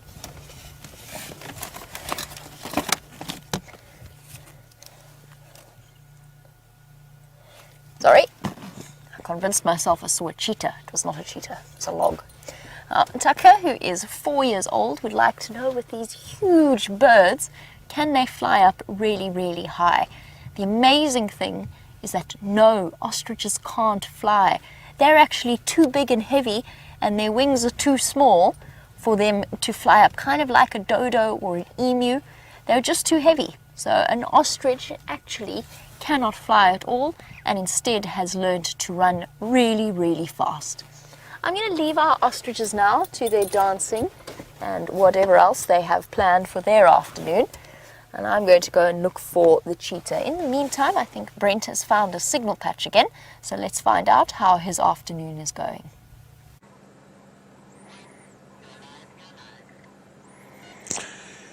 Wasn't that incredible? A bit of dancing ostriches. And Jamie was just describing how an ostrich can sometimes sound like a lion. And I have an ostrich. I'm going to hold it to my mic. You can hear, if you're not sure at a distance, how it would sound like the low calls of a lion.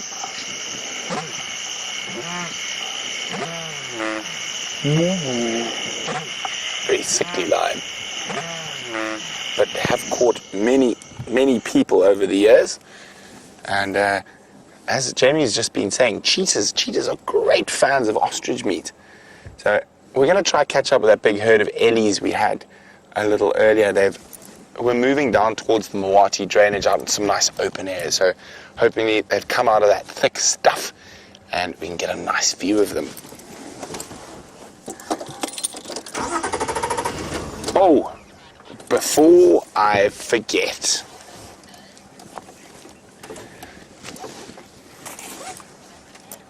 I've got some news. Liam, do you think I should tell them the news? I think we should make you wait. Yes, I've got news that is literally going to set Twitter, Facebook, Instagram, what else is social media? That's about it. Is that it? We're going to set the Safari Live social media alight with some news, but we're going to keep it from you for just a little longer. So why don't you try guess what news VM and I are holding and savoring. We're just going to savor it between us for a little longer. See if you can guess what that news is. If you can, drop me an email, questions@wildearth.tv, or use the hashtag Safari Live on Twitter. So those elephants were heading in this general direction. We just had a quick squiz around for one of the missing Birmingham males, but it looks like he has gone further east.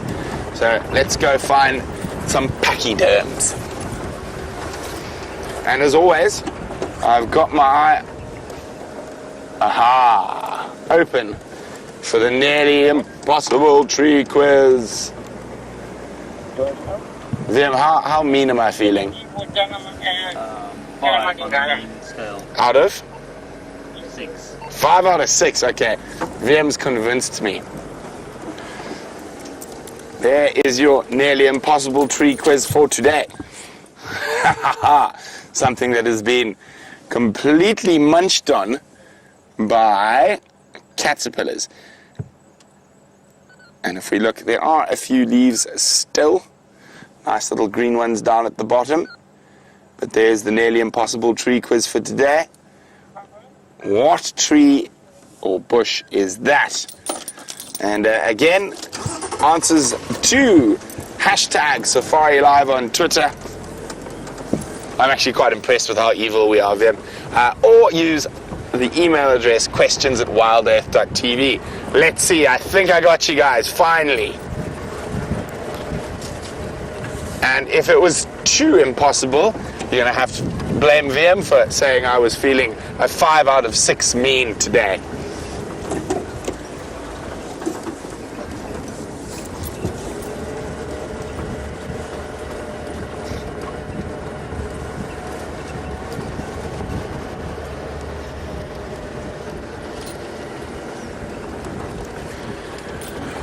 So we also decided to check this road because I haven't been on it, I think, since I've been back from leave. It's always good to just have a perusal around, see what's been going on. Now, quite a special road. So the den Karula gave birth in is just off the edge, a little bit further down there. But she hasn't spent much time in this area since giving birth. Oh, hello, squirrel. And if she was, that little guy would have been shouting at the top of his lungs. Off goes the squirrel. Now, the squirrels, hopefully for their sake, collected a lot of food for this dry season, but the tree squirrel does not really collect like the grey squirrel that you get in the northern hemisphere. So they don't have to survive as harsh a winter. So they will be foraging all winter. And as the bush thins out, hopefully not only will they be foraging, but they'll be spotting us leopards.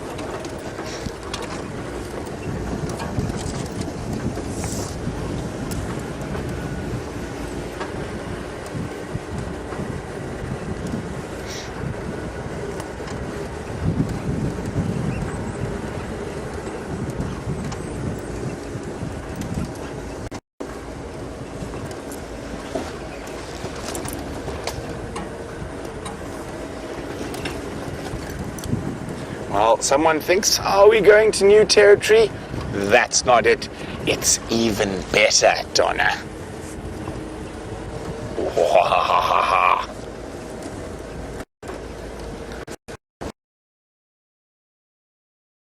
Junior is definitely not back, and that's not that exciting. This is even more exciting than if Junior came back.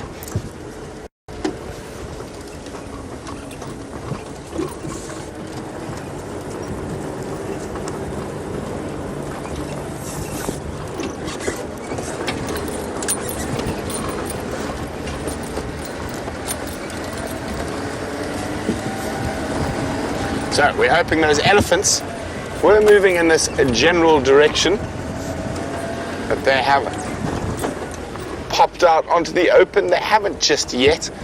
So let's just go have a little listen.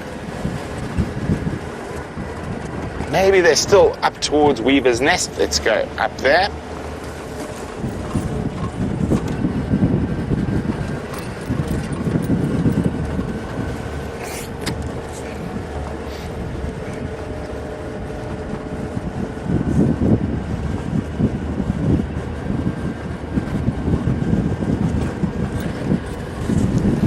So Kitty Bang Bang is wondering, does the elephant's tusk come through a hole in the upper lip? They come out of a socket, but basically the same as what you would have in all your teeth. You've got the canal, what's it called again now, Vim? Oh. Yes, yes, there we go, Vim. Do I look like a dentist to you? I'll remember the word now. But so basically it comes out of a very similar thing as all the other teeth. They're just modified and elongated.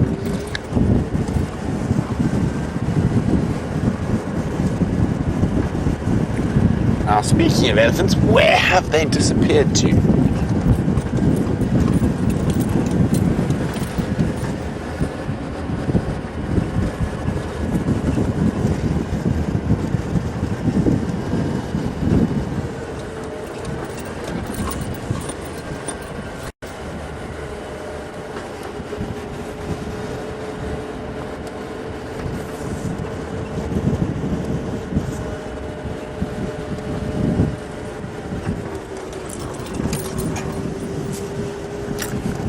Well, hello to Miss Gunn and Miss Gunn's 5th grade classroom. Hope you guys are doing well this evening, or this morning where you are. Otherwise, you wouldn't still be at school. Miss guns class would like to know, how easy is it for an elephant to break its toenail? Well, toenails are really thick and they don't really break as opposed to wear, because they use them a lot when they're kicking up possible food, when they kick little plants and stuff out. So it's almost always worn, so they don't ever really get long enough for them to break. I've only ever seen one elephant with a really strange long toenail. Actually, more than one, but a couple, but it's very unusual. Then they might break, but then again, it's really hard and really difficult for them to break.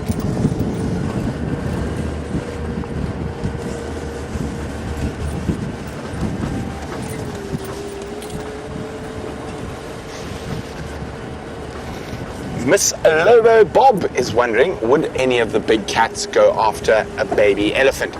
Most definitely. The only one would really be lions, and outside of that, hyenas. If a baby happened to wander a bit far or get left behind, then yes, they definitely would. Or even if they just straggle around the edge, the big cats are opportunists, and so are hyenas. So, oh, there we go, we caught up with them, they just went the other way. And there's a nice bull at the back. I thought I saw some dust.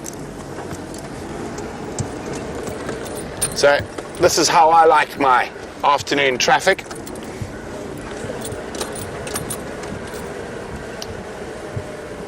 Oh, I think this is going to be absolutely gorgeous with the backlight and the dust. Oh, there's some young boys fighting. Let's just get into position.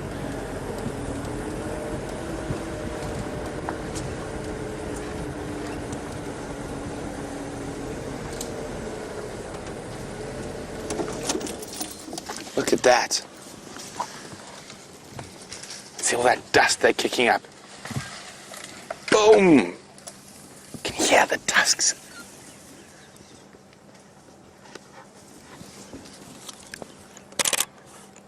Oh, I hope you guys are going to get some good green screenshots with this dust in the backlight.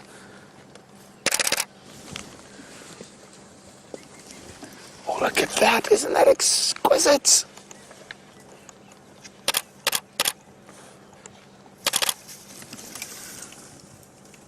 Magic.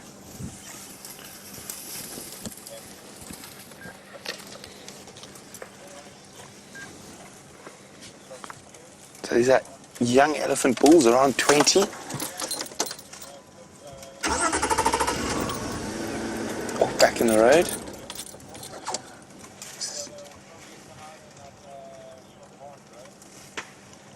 You can hear that. Let's get a bit closer. You can hear those tusks clashing. And here we've got something very unusual. It's a tuskless bull. Now, you find tuskless cows quite often, but I've never seen a tuskless bull. I wonder if he's actually just broken his tusks. Doesn't look like it. Okay, well, let's catch up with the troublemakers.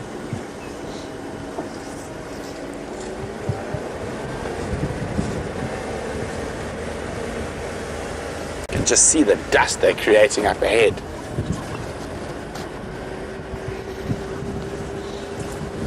So exciting. I really love eddies. They're the troublemakers.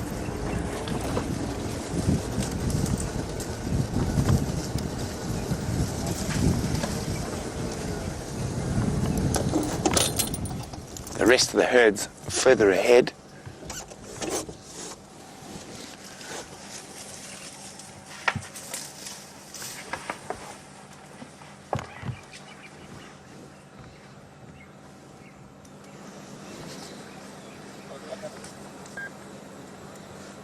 So this isn't too serious, this is more play.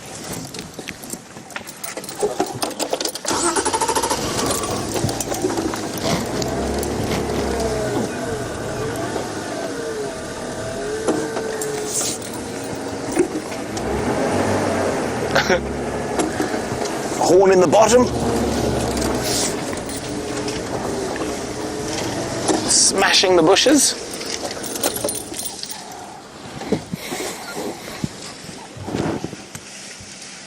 Sorry, not a horn, a tusk. And there's the tuskless bull watching on. You can see he's physically quite a lot bigger. But of course, not having any tusks would be a little bit of a disadvantage. But I'm quite sure he'd be able to sort those two little ones out even without a tusk. He's so physically much bigger than they are.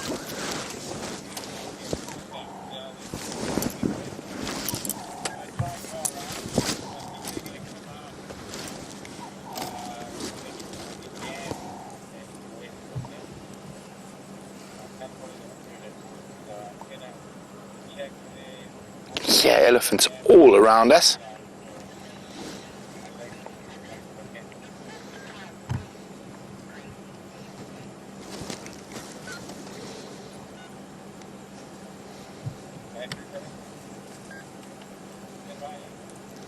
So there seems to be a stalemate with these elephants at the moment.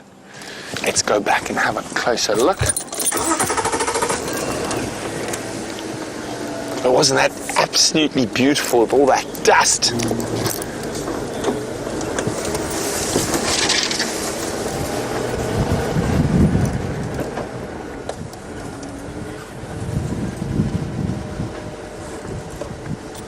What's going on, lads? All over now? Friends again? No, maybe not. But as you can see, they are just playing at the moment.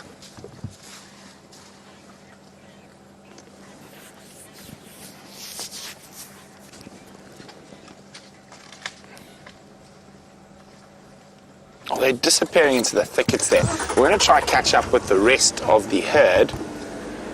While we do that, James was asking about that tuskless male and wondering, will that make it harder to find females? Oh, they had it again. James, I'll be back with your question in a second.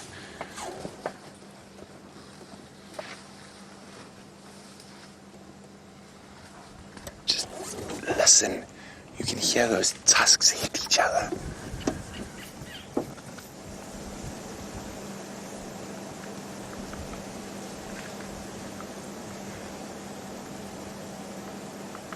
Oh, stalemate again. But every time we think it's over, it sparks up again.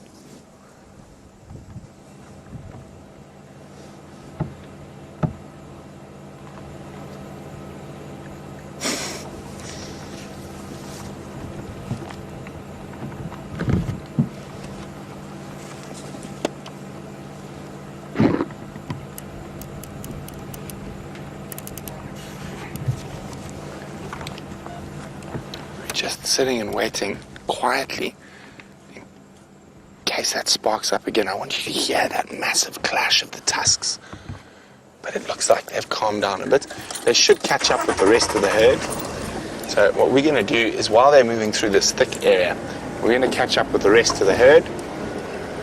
And James was asking about that tuskless male and whether...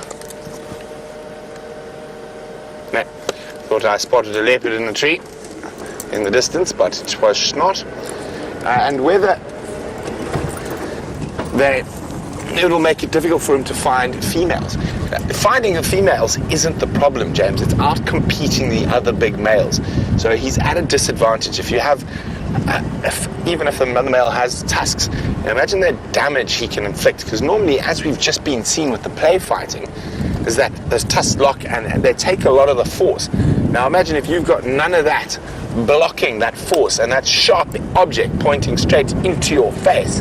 That's where his problem is, rather than the finding of the females. He can find females. There's females everywhere. It's fighting off the other males for mating rights. We can just see this dust coming up ahead, and that's definitely from elephants. So let's go have a squiz. And you can see why those young males are kept on the edge of the breeding herds. All that testosterone rolled up into about 4,000 kilograms.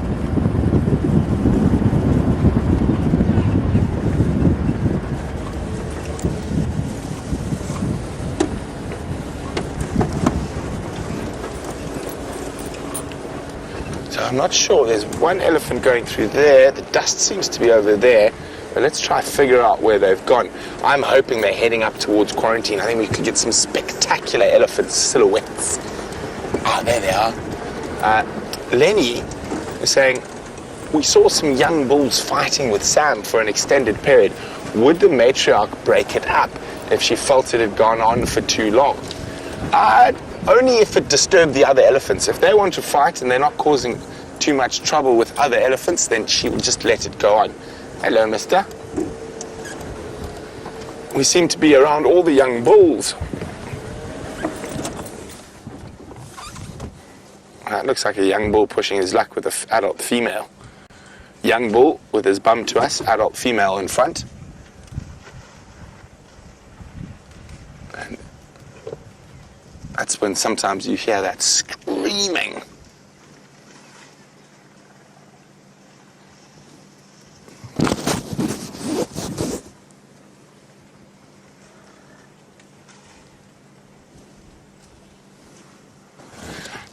Let's go get a bit closer.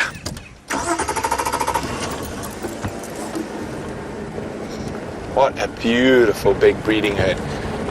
It's the same one we saw earlier. I'm estimating probably about 80 or 90 elephants in this group. And they're very, very much spread out. I mean, look at this.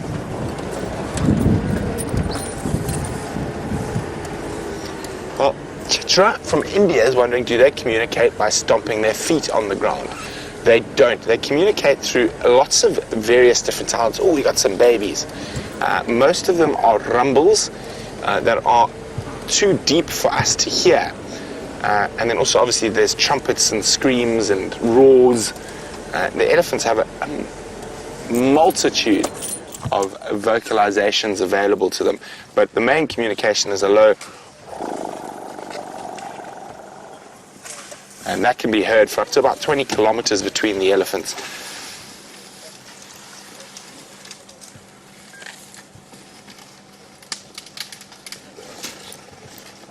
There we go, we just heard it there.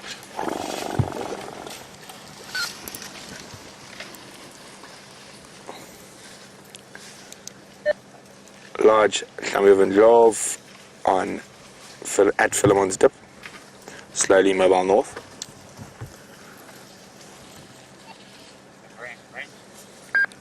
Standing by, Andrew.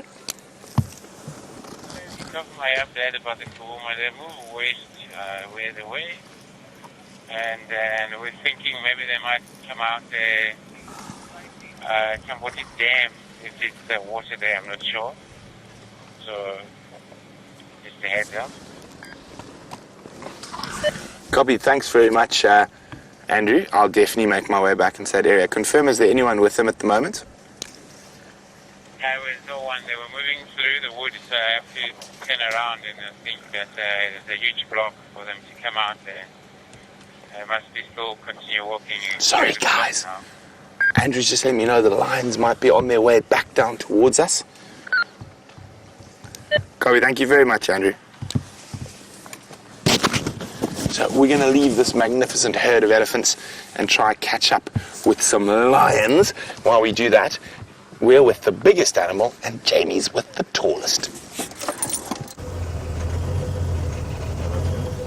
Wow. Brent looks for lions. We are looking across straight into the Kruger National Park at a lovely bull giraffe. He's been playing a little bit camera shy, actually. He stood and stared at us right out into the open, up until the point that you jumped on the back of our vehicle, at which point he turned his back upon us. I know that I've always known, of course, we are completely open to the boundaries of Kruger National Park. We are part of the greater Kruger National Park, the Greater Limpopo Transfrontier Park, if I want to be technically correct. But I always get a little bit of a shiver. I have grown up traveling to the Kruger National Park throughout my life, and obviously since I've moved to this area, I've spent a great deal of time there. And yet I always get a little bit of a shiver of history, an awareness of history, whenever I'm around it. And to be fortunate enough to sit right here and watch the animals as they move between the Great Kruger and into the Sabi Sands is such a treat. this case, a giraffe who's making short work of what looks like, I was going to say, thank you, Dave, making life much easier. Thank you very much. What looks like a knobthorn tree. It's either a knobthorn or a black monkey thorn. It looks like a knobthorn from where I'm sitting. So something with incredibly pointy and comfortable thorns, something that we would never even consider putting anywhere near our mouths. But our very handsome giraffe gentleman, in the light of the setting sun, is clearly enjoying it. The oxpecker has found a really comfortable spot there perched on the protrusions on the back of a male giraffe's head. We've got a really nice opportunity to have a look at those ossicones, the horns on the top of a giraffe's head. Very clearly a male. You can see the bald patches most distinctly from this angle, but also you can see how thick and powerful looking those bony ossicones are. However, if you look really carefully to where that oxpecker is perched, there you go. See how there's two protrusions between his ears? And then, if he would be so kind as to turn his head at some point, you'll also see the extension of the skull. Thank you very much, boy. That lump in front of the ossicones.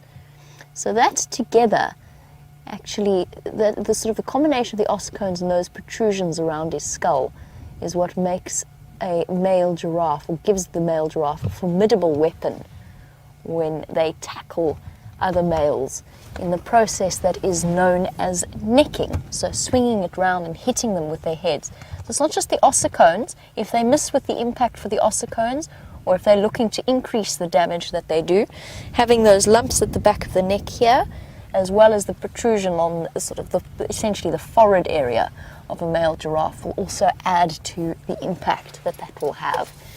I've just had an update from Shanae. Many of you will be familiar with Shanae. She works at Coral, and she tells me that, actually we've still got a nice view of him. Sorry, before I go rushing off. I've been looking at male leopard tracks along this Kruger National Park boundary, and she's just let me know that Shimambalana is very close to the Nkoro Lodge, just to the north of our Cheetah Plains Traverse area. Not far from us at all. There we go. The birds have been alarm calling for the last few minutes. Quiet. Not as frantically, however, as they might for a leopard, so I'm not going to go rushing off just yet. This is very close to where I last saw Nkanyeni. While I head across and look for her, let's go over to Brent, who has found one of the more unusual mammals on Djuma. Look at this, some baboons. They are such funny creatures, and we are seeing more and more of them as we get deeper into the dry season. Now that could be food pressure that's causing them to travel greater and greater distances to try sustain themselves. So we just wanted to get a safety shot in the distance. You obviously we've got a kudu there as well. Oh look, dwarf mongoose attacking a slender mongoose. You got it, there's the slender mongoose. He just got attacked by a dwarf mongoose. So the dwarf mongoose, the little dwarf mongooses mobbed him. There was a whole bunch of them. So obviously a slender mongoose is a threat to their babies. And there's the victor. Look at him, looking very chuffed with himself, half the size, but he wasn't alone. There was a couple of them that mobbed that slender mongoose. So obviously they've got young ones, and they don't want that slender mongoose around anywhere near them.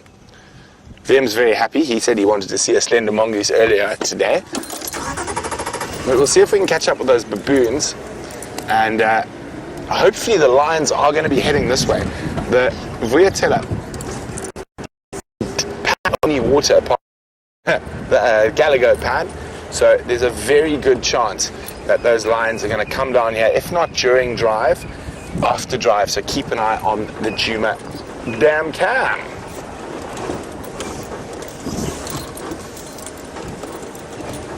And wouldn't it be incredible if those baboons spot the lions. I know a lot of you have heard my story about how baboons shout at lions. They go, lion! And the baboon goes, where? And it goes, over there!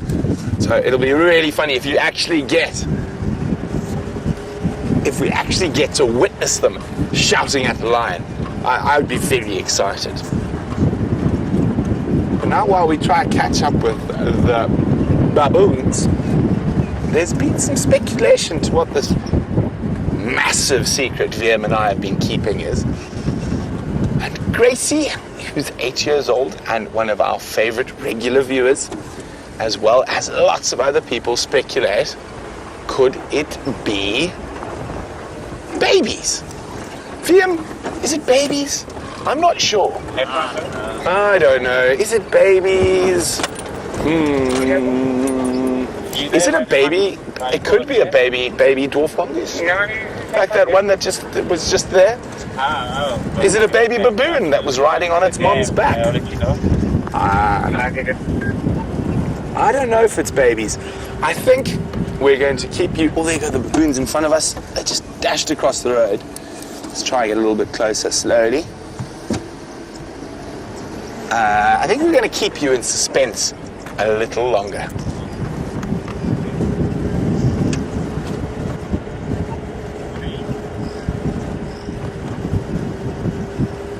We really have had a full bag of different species today. Buffalo, elephant, kudu, impala, baboons, dwarf mongoose, slender mongoose. Hopefully these baboons have not... Here's one, see it on the... There they are. Oh, and they're disappearing. There you go, bye-bye, Bobbajans. Not used to game drive vehicles, you can see, but hopefully as the dry season progresses, they become more and more used to us. I think they're coming from an area where they don't see a lot of cars.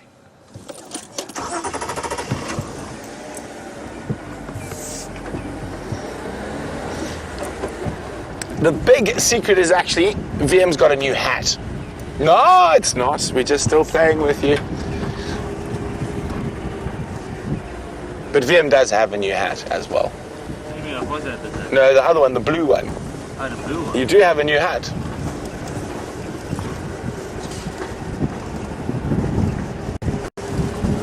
He's not wearing his new hat though. So, last I heard from Andrew is that the 4 Nkuhumas and 1 Birmingham male were heading due west through some very thick bush. So they might possibly pop out on the boundary around Timberti Dam, and that's where we're heading right now.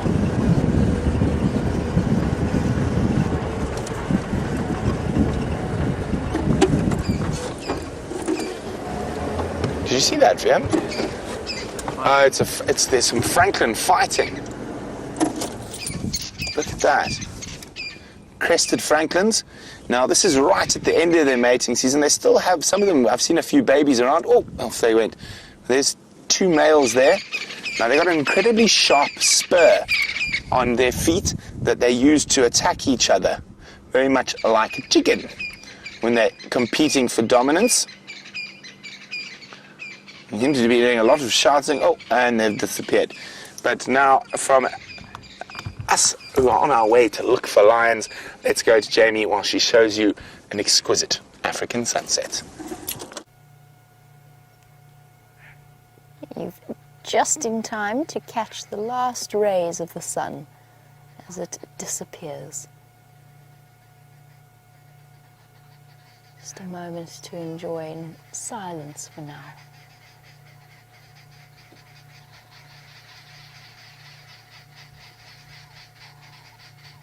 Africa treating us to another spectacular sunset.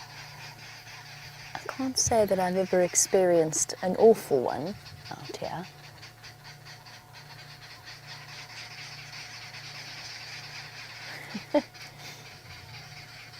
All serenaded to the sound of the arrow-marked babbler.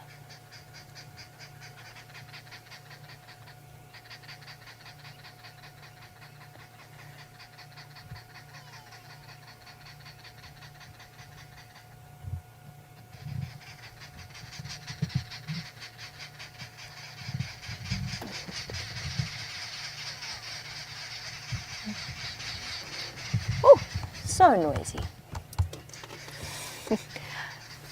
Doing their dusk chorus as the sun starts to go down, making plenty of noise before they head across to bed.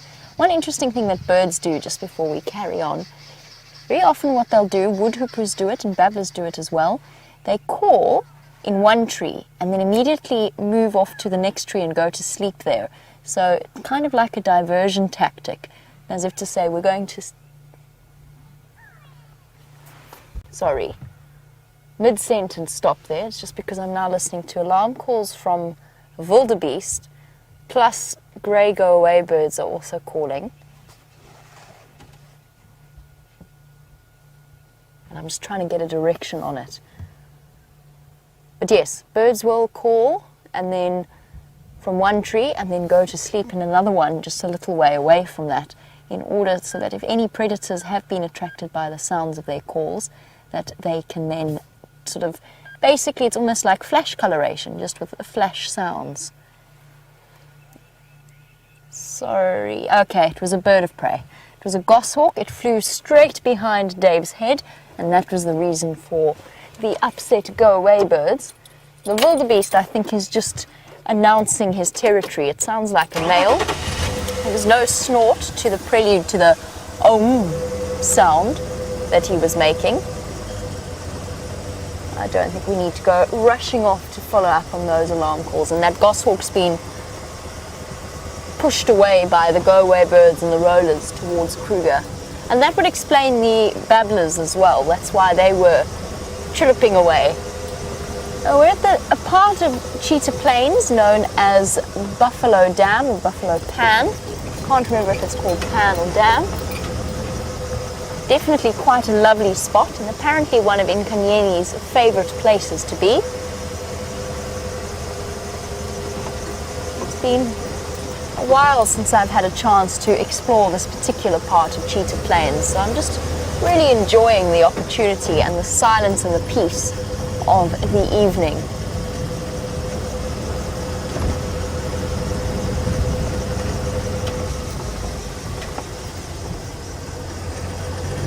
At the same time, of course, keeping an eye out for any sign of the wonderful animals, and in Nkanyeni especially.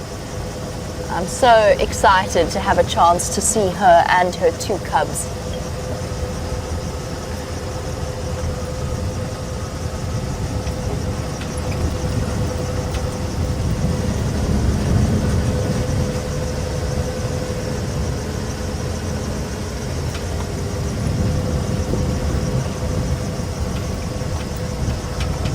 Notice that I haven't been driving around Cheetah Plains with a map any longer.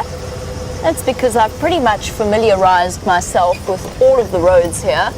That being said, now that I think about it, if I had to find any sighting now, whilst I know exactly where I am and where I'm going to come out on this road, I have no idea what this road is called. Oopsie. Maybe I should make doubly sure that I keep a map with me. I didn't quite think of that.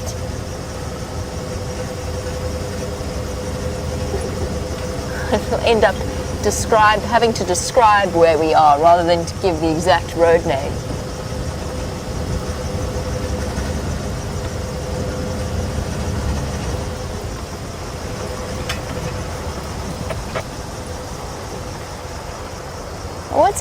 This morning we started off our morning pretty much with a sighting around the Arathusa Dam with the clan from Elephant Plains and from Arathusa, the hyena clan in that area.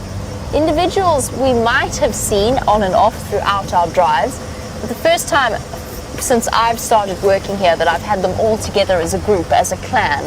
I've heard many stories about the great hyena clans of Elephant Plains, but I've yet to see them up until this morning.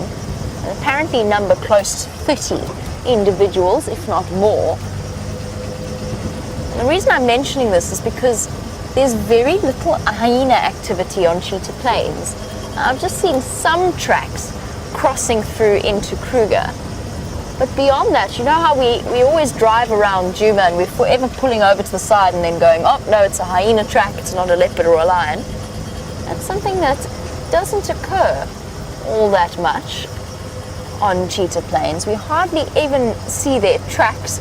I've seen no latrines, and I'm very curious as to what the reason behind that is. It might just be coincidence, but it is an interesting observation. There's clearly something that makes the Djuma and the Arathusa Elephant Plains area more attractive to the hyenas. And you'd think that hyena, I mean, it might just be that there is a very large clan in Kruger and that this is the outskirts of their home range or their territory. And it might, of course, be pure coincidence. There's been lots of lion activity around here. So it's not as though they wouldn't have plenty to scavenge. Oh, how wonderful. Oh, this is going to be the perfect way to enjoy the last bit of life. The reason I'm saying that is there's a whole herd of elephants ahead of me, just beyond where you can see, on the open area around the dam. Let's go through and have a look at them before they start to wander back to Kruger. Yes, I mean, it's open to conjecture. You're welcome to put forward your reasons for why you think it is we don't see as many hyena. They've got to be around. Maybe this is just the outskirts of our clan's territory, the Djuma clan's territory. James has said before that he thinks that they wander all the way to the east here. That's entirely possible.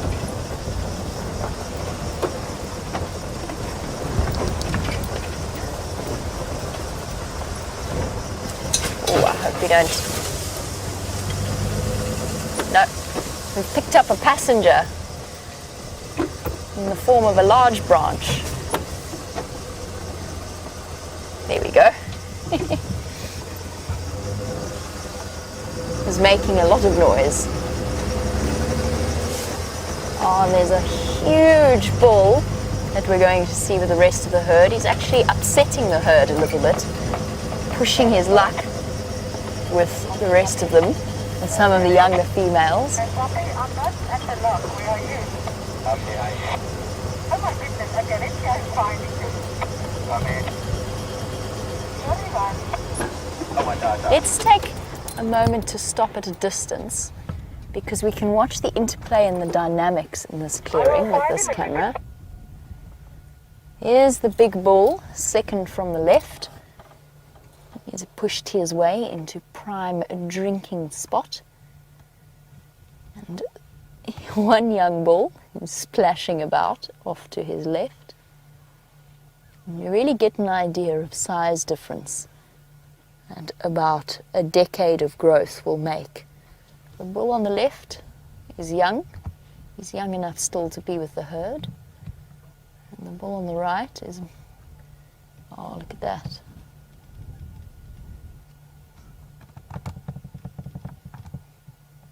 Elephants are such complex creatures. They don't always behave as you expect them to. And that was a submissive response from the male on the left. A friendly gesture.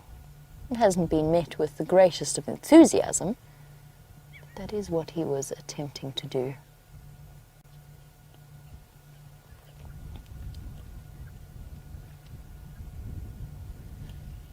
The rest of the herd making sure to give him plenty of space. I think he could well be the bull that we saw earlier when we first approached this dam at the start of the afternoon. You can see the differences in the level of confidence. A bull quite content to move off on his own and drink. The females protectively bunching together with the rest of the calves and the youngsters.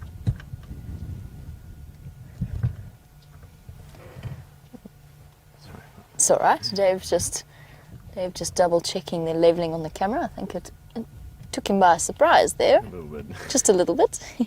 Oh, Big Bull is having a shower.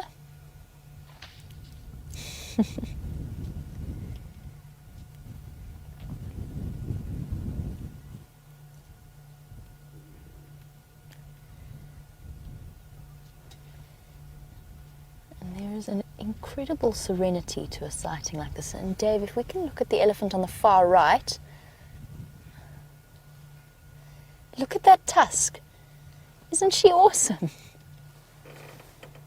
Look at that.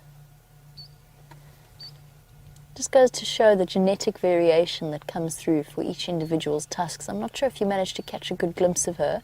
She's got a really, really long, straight left tusk, and then a really short, pointy right one. And Chris Rogue has just said, oh, how awesome is this? I agree completely. And I actually really enjoy sightings like this where you can watch them from afar. You don't always have to do it. Obviously, it's beautiful being up close to them as well. But to watch them from afar, you get to watch the dynamics at play at the same time. There she is, with her strange pointy left tusk. She reminds me of an elephant I knew called Madam M, who had a very similar tusk arrangement.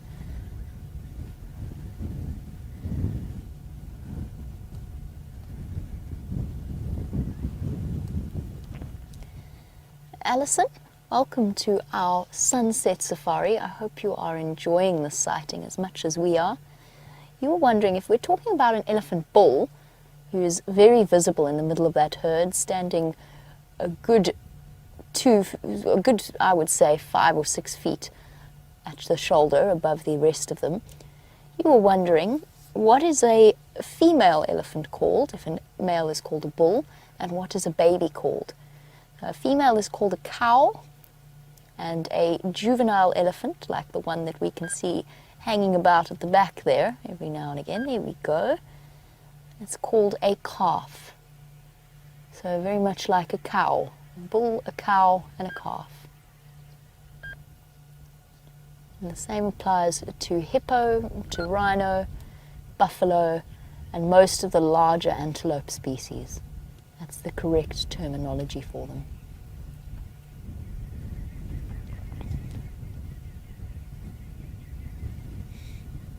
Little one.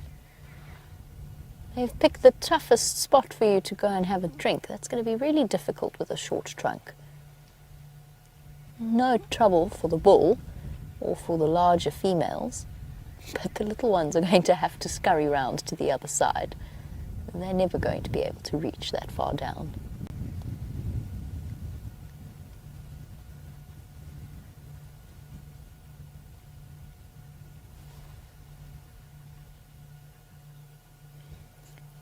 We're about, I would say, close to about 150 feet away. I can barely hear a thing. We've got several 100 tons of animal wandering about here. No, it's not, that's an exaggeration. We've got close to 50 tons of animal moving around. And not a sound is made, just the gentle splashing of the water. There we go. Found a slightly easier spot to drink from. And that individual pushing away some of the yuckier water, the sandier, muddier, murky water, to get to the fresh stuff at the back. Elephants, as I mentioned at the start of our sunset safari, actually quite fussy drinkers if they can be.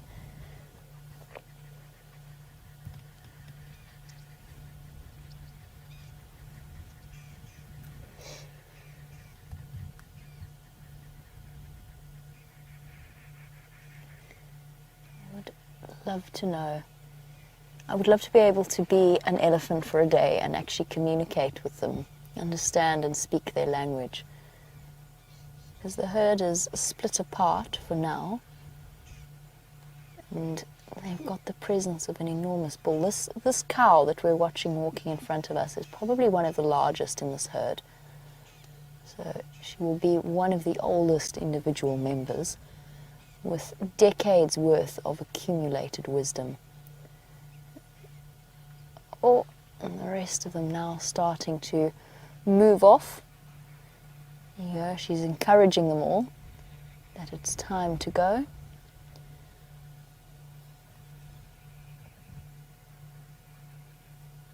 Bull not quite finished with his drink. and the younger male trying to imitate him, standing right next to him to drink, but not quite having the length to comfortably do that. And it's managed though. It was managed.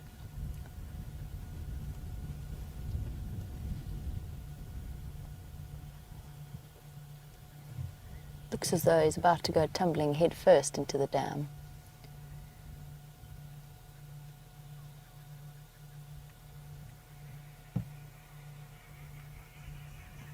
While the male finishes off his drinks, or his drink stop, the rest of the herd is disappearing off back towards the Kruger National Park.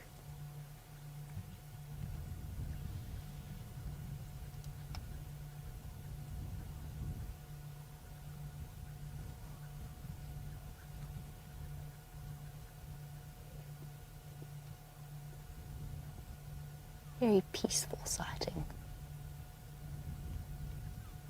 Okay. Bye-bye, elephants. Thank you for that. I really enjoyed it. We have a spectacular view on our side, and apparently Brent has also got another lovely view to show you. So let's head on to the back of Wendy.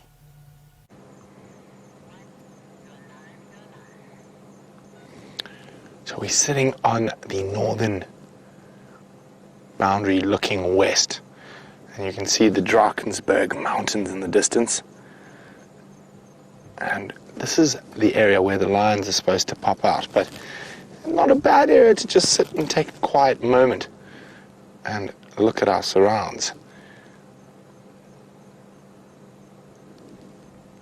We can hear some elephants off to the north of us. No sign of the lions just yet. So I think we're going to just meander on down the boundary up to the crest we can see over there, and then we'll turn around and come back, and hopefully by then the lions might have crossed. Now, of course, lions, being lions, will quite often walk for 20 minutes, sleep for 20 minutes, walk for 20 minutes, sleep for 20 minutes. So they might be having a snooze, but I am hoping they do cross. And I definitely think the closest water tier is the Djuma dam cam, so hopefully if they don't make an appearance on the Sunset Safari, they shall on the Djuma dam cam. So I think now, do you think it's time to let go of the secret yet, VM? Let's see how evil VM's feeling.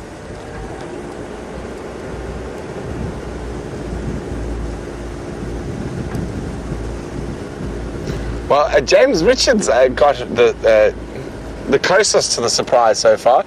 So maybe James, Commander Bond Hendry, and Geraldine Kent will be collaborating on a Safari Live cheesecake cookbook.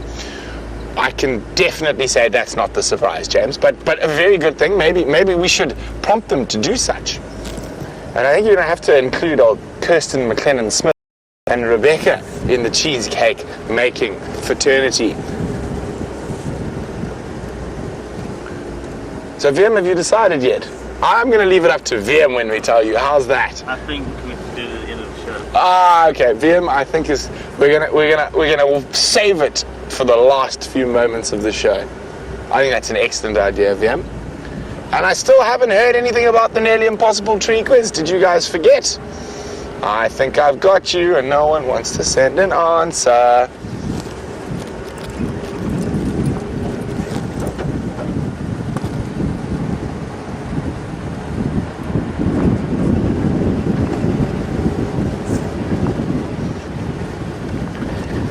Well, Gen B says if we keep being mean, that you guys are going to be forced to start rumors that VM and I are running off into the sunset together. And Jen, well, that's exactly what we're doing. We're heading straight west to the sunset. So off we go, running towards the sunset, but just to have a view. Nothing nefarious about our running towards the sunset. We do it quite often on the Sunset Safari.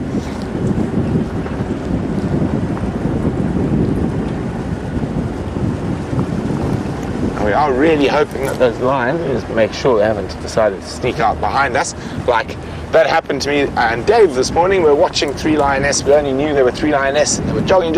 And as I turned around, oh, there was a male and female behind me.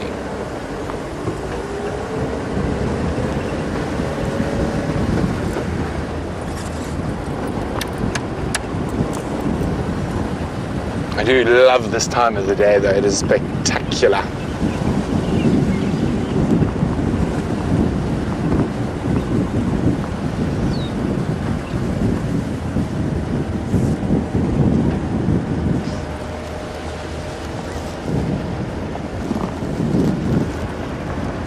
Well, Jilly.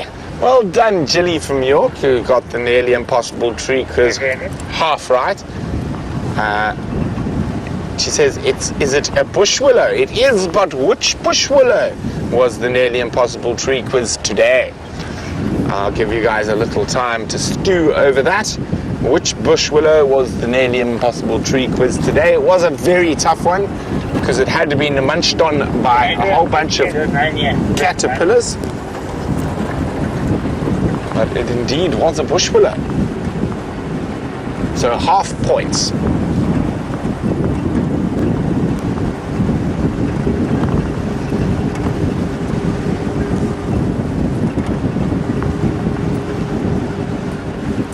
Keep checking over my shoulder. No sign of anything yet.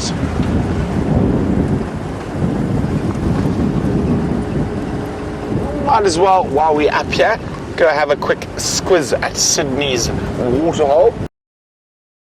See if there's anything happening about there.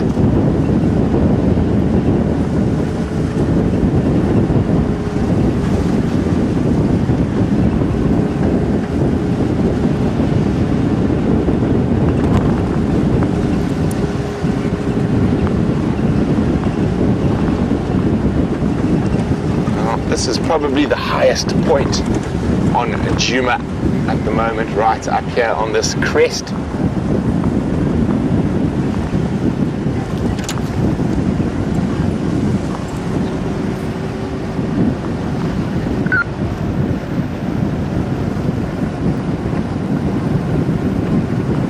Just listening to the Game Drive radio. There we go.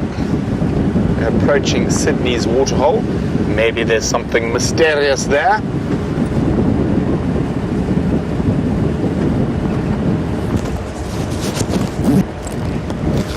Getting a bit nippy.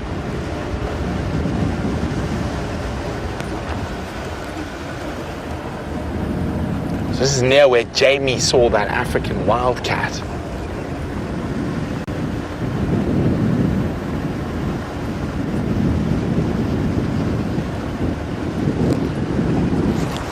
Wanderlust is wondering what sort of education do the guides have. Well, when it comes, there's a lot of very basic ranger training courses that'll give you a sort of very basic understanding of the bush and whatnot. But you'll find most of the really good guides do a lot of the learning by themselves through experience, and you will often find any one of us after drive perusing through, researching something we might not be sure of, and it's a constant learning experience, and I think that's the best way to describe it. You never stop learning, never stop asking questions.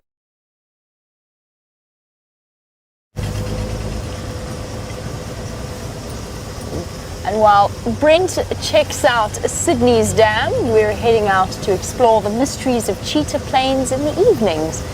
And his signal did just drop while he was there. That's why he disappeared off your screens once again.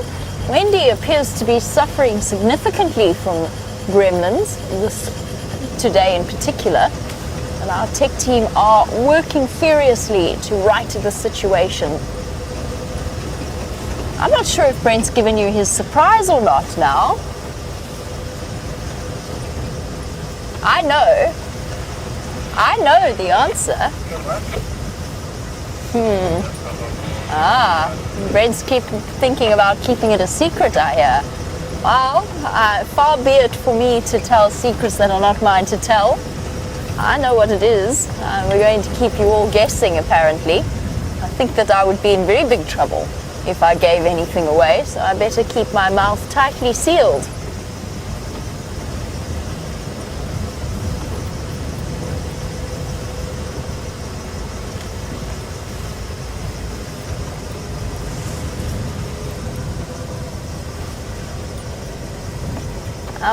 Apparently, Wanderlak, Brent was in the middle of answering your question before he disappeared off your screens, but you wanted to know about what sort of education a guide needs in order to do this kind of job. And it's an interesting question. It's one that we get asked relatively frequently. And you'll find that for all of us, we all have exceptionally different backgrounds. Brent, of course, having pretty much grown up in this lifestyle, he's had the most phenomenal background in terms of being in the African bush and traveling throughout different parts of Africa. Having a degree in some kind of natural sciences is nice, but not a requirement in any way. I myself do not have one. Obviously, I did science and biology and so on for school, but I went on to do a law degree. As you can see, my legal career has been sterling so far. That being said, there are lots of training courses you can do. There is no lodge or anything in the world that will send you out inexperienced into the bush.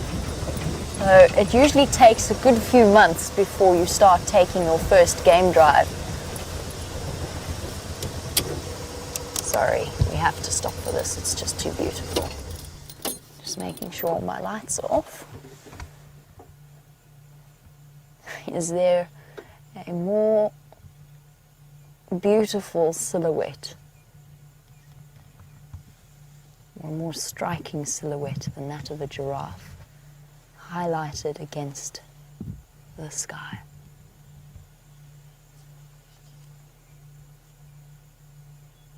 Hello, boy. A noble profile.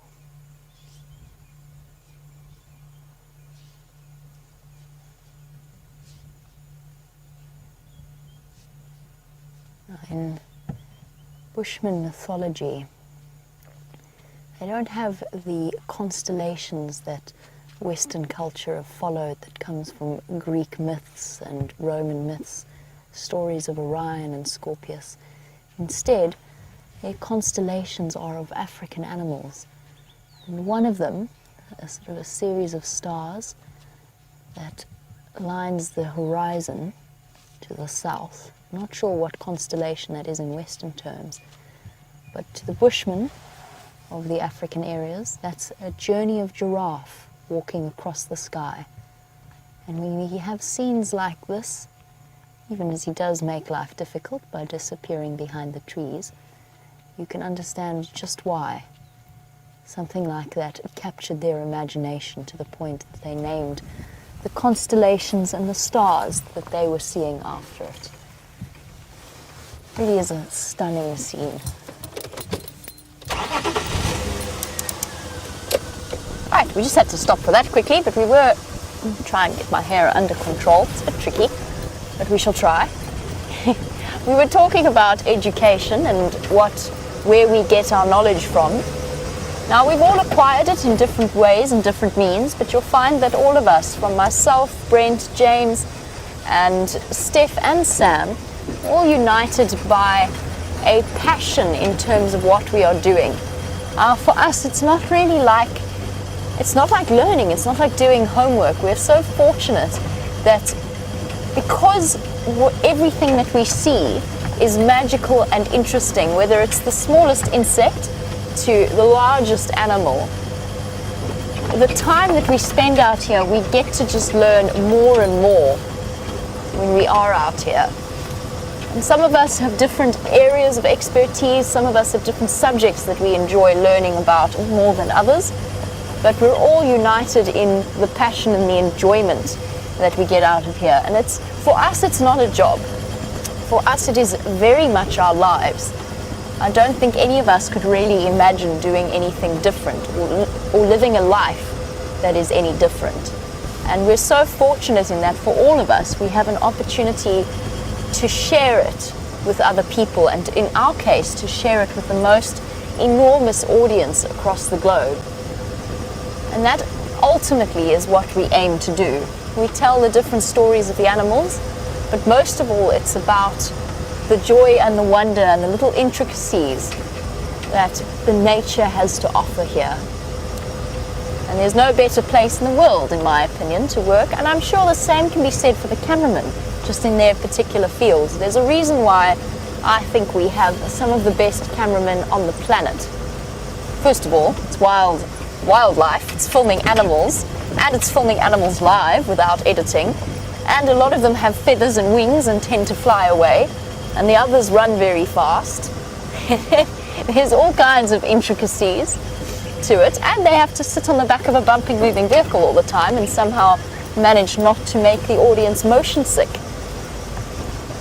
And there's a whole lot of, you can imagine, there's an enormous amount that goes on behind the scenes, and you interact a great deal with us as the guides, and then with the cameraman showing you the pictures, but there's a team behind the scenes, a technical team, the directors and the producers that work exceptionally hard to bring the show onto your screens day after day, twice a day, every day. Most important thing in terms of is time spent out here and learning a little bit every day. And when you think about it, even if we only are out driving 3 times in the morning and 3 times in the afternoon, usually a normal game drive time is much, much longer. So just think about how many hours. We don't take weekends, we don't take public holidays, we do take leave every now and again. But just think about how many hours that equates to in terms of our day-to-day lives. Right, Brent has got signal once again. Let's find out if he did manage to find anything at Sydney's Dam.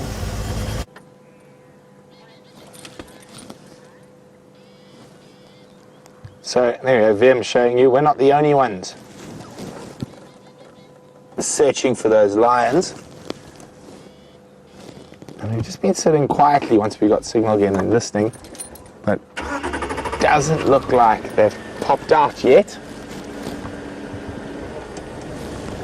So let's see what else is out here. Where's my spotlight? There it is. So I've got a sneaky suspicion we might not get any luck with them this evening. I think they've gone flat again. But another exciting news here from the African bush. Tracks of a male leopard head into this general area as well. I'm pretty sure it's the same one we were looking for this morning. And I'm pretty sure it's Tingana just from where he's walked. So, spotlight out, leopard eyes on.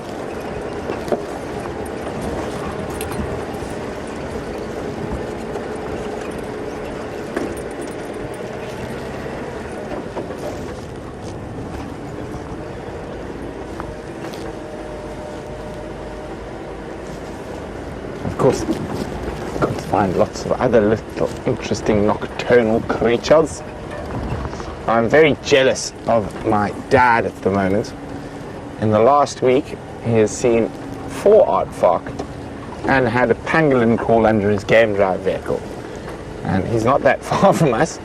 And so I'm hoping we can try emulate with one of those spectacular creatures. I don't think either have ever been seen on Safari Live. So fingers crossed. I might do a little victory dance if we find either. I have seen aardvark and pangolin in the Sabi Sands before, but never here in the north. I found their tracks, but never them.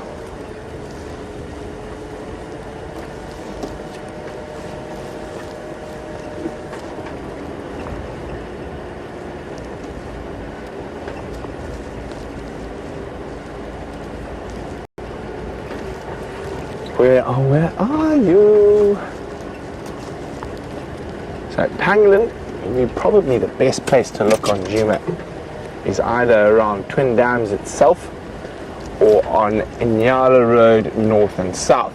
There's a very particular reason for this. In the Sabi Sands, 98% of a pangolin's diet is one species of ant called a pugnacious ant. They are vile little ants that when you walk near them, they attack your feet. Hence the name pugnacious. But to a pangolin, they are a delicacy.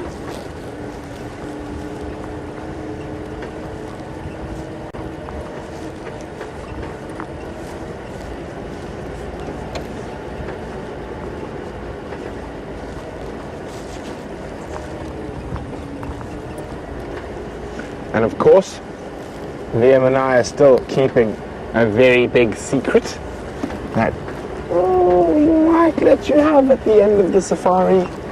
We'll see. Liam thinks we should do it in the last little bit of the safari. I don't know, do you think we can pull it off, work it till tomorrow morning, Liam? Nah, I don't want to do it. No. Liam says it'd be unfair to keep you in suspense till the sunrise safari. And Aaron thinks maybe the Nkahuma ladies are going to take over from the Final Control ladies. Well, that would be an interesting show to the Nkahuma ladies directing the drive. Chase the buffalo towards their Final Control. Chase the buffalo to Final Control.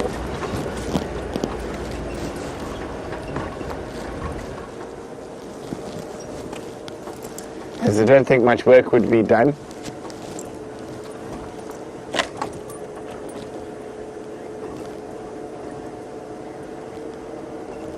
We've got some very interesting answers coming in at the moment. Sarah Wood says that Steph has found a wormhole time warp and is going to come out of it on Bushwalk with all the answers to the questions of the universe.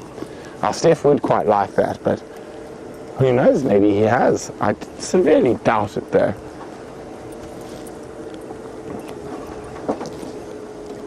Oh, bush baby. Oh.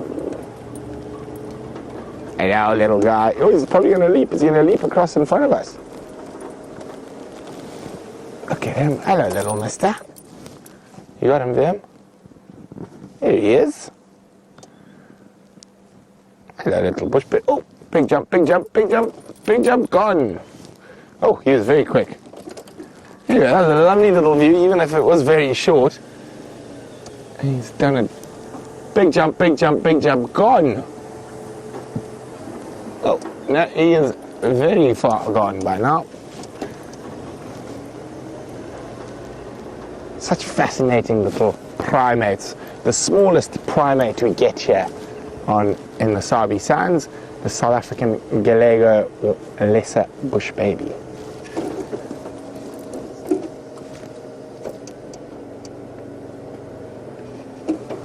Now, what is that through there? That warrants a bit more investigation. No, it doesn't. I apologise. It was a baby Inyala, or sub-adult Inyala, so about the right size for a leopard, but it was not, and then suddenly saw the others around it.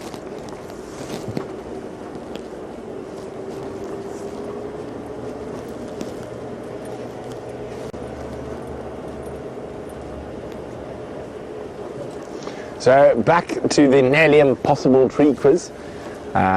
Someone said russet bush willow. That is incorrect.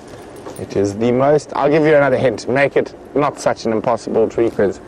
It's the most common bush willow in the Sabi Sands. Let's see who's the quickest on the keyboard to get that one in. It's the most common bush willow in the Sabi Sands. Send your answers through to questions@wildearth.tv or use the hashtag Safari Live on Twitter. The elephants have made this road very, very bumpy.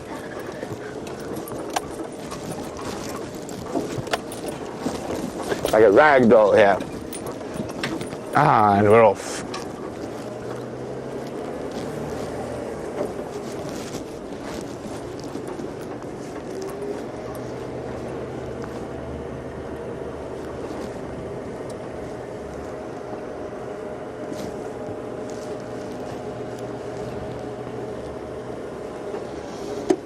Where are the cats today? Well, we know where they were. They were in Buffelshoek. Why have they not come back for a sunset visit? Well, I'll sunrise safari.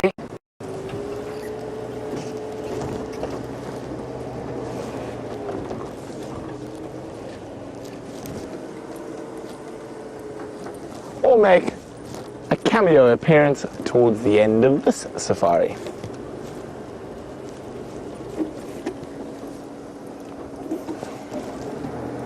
Oh, now this is always something very cool to do.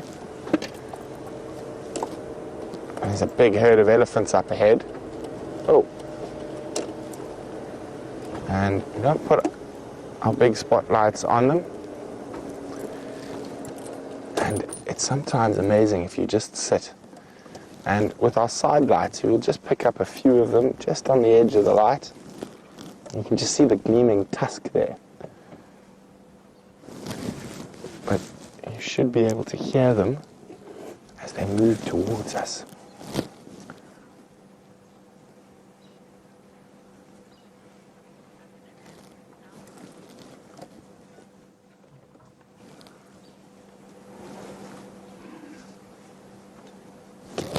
Rumbles.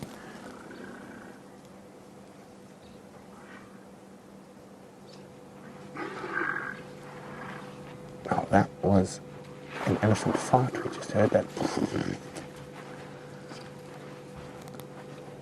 And you can actually even hear the one next to us digging.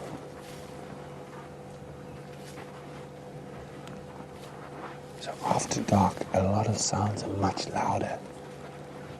There's not so much noise from birds and wind.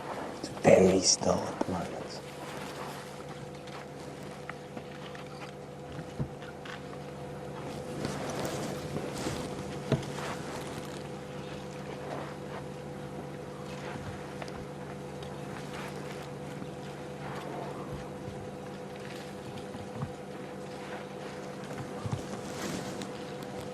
It's magic.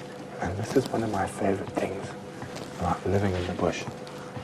Almost every night, since it's got dry, we hear elephants all around our house. We hear lions roaring, hyenas calling. And there we go. There's the lodge. And there's, look like, are there more elephants in the Djuma pad? There are, I think. Or they're buffalo. I can't really see. Elephants. And I think this herd we're sitting with at the moment is also on its way there. Just going to move forward a little bit.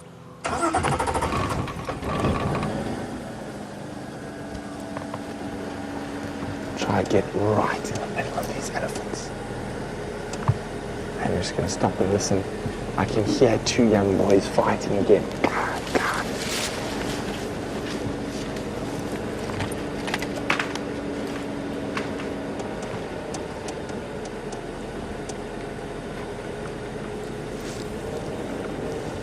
Got to be really careful and considerate when you drive through an elephant herd at night.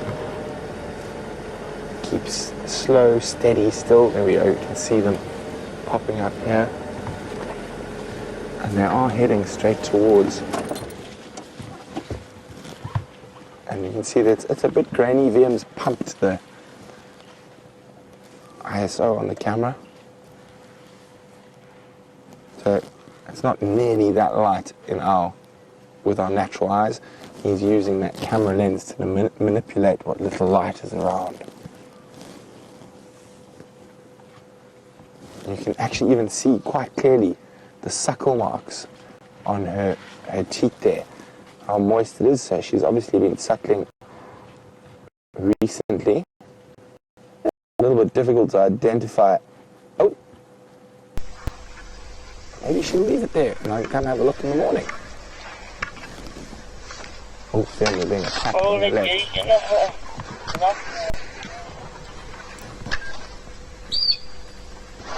You thought we didn't see you sneaking up on us.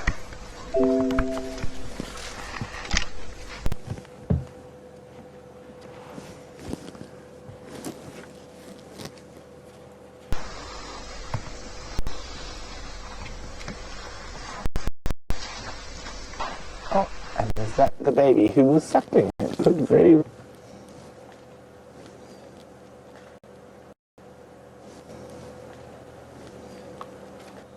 Oh, you can just hear elephants everywhere.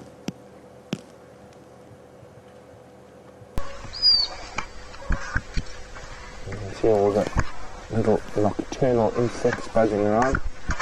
There's a little midges. In South Africa, our colloquialism for them is muggies.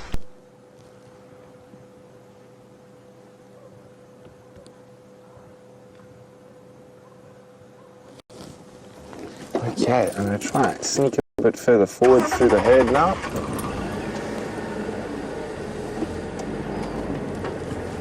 So you really don't want to upset them, so very, very slow movements.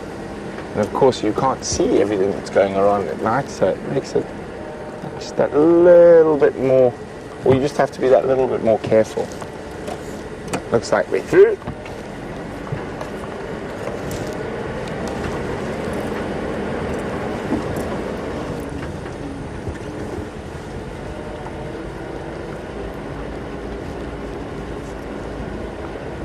Now all these eddies around the waterhole might put off the lion and leopard from coming for a drink just yet. They might wait till a little bit later when all the elephants move off.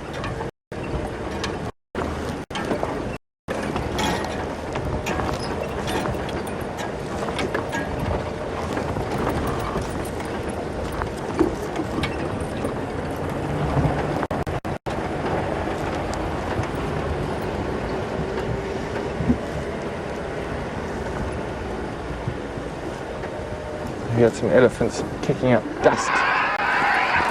Oof. Upset. Down in the bottom of what was once the dam. They're quite far away from us. And then I'm going to move my spotlight to check on the other side here, while you look at the silhouettes of the eddies. Isn't that just quite gorgeous?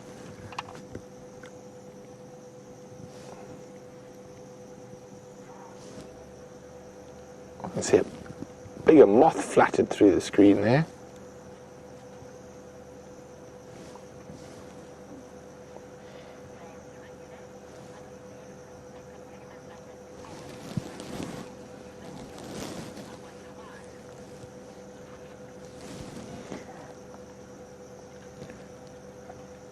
There's that beautiful night sky starting as the light fades in the west.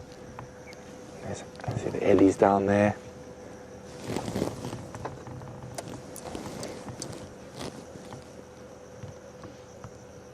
James Richard said, seen elephants pick up tubers like that before, but they rarely eat them.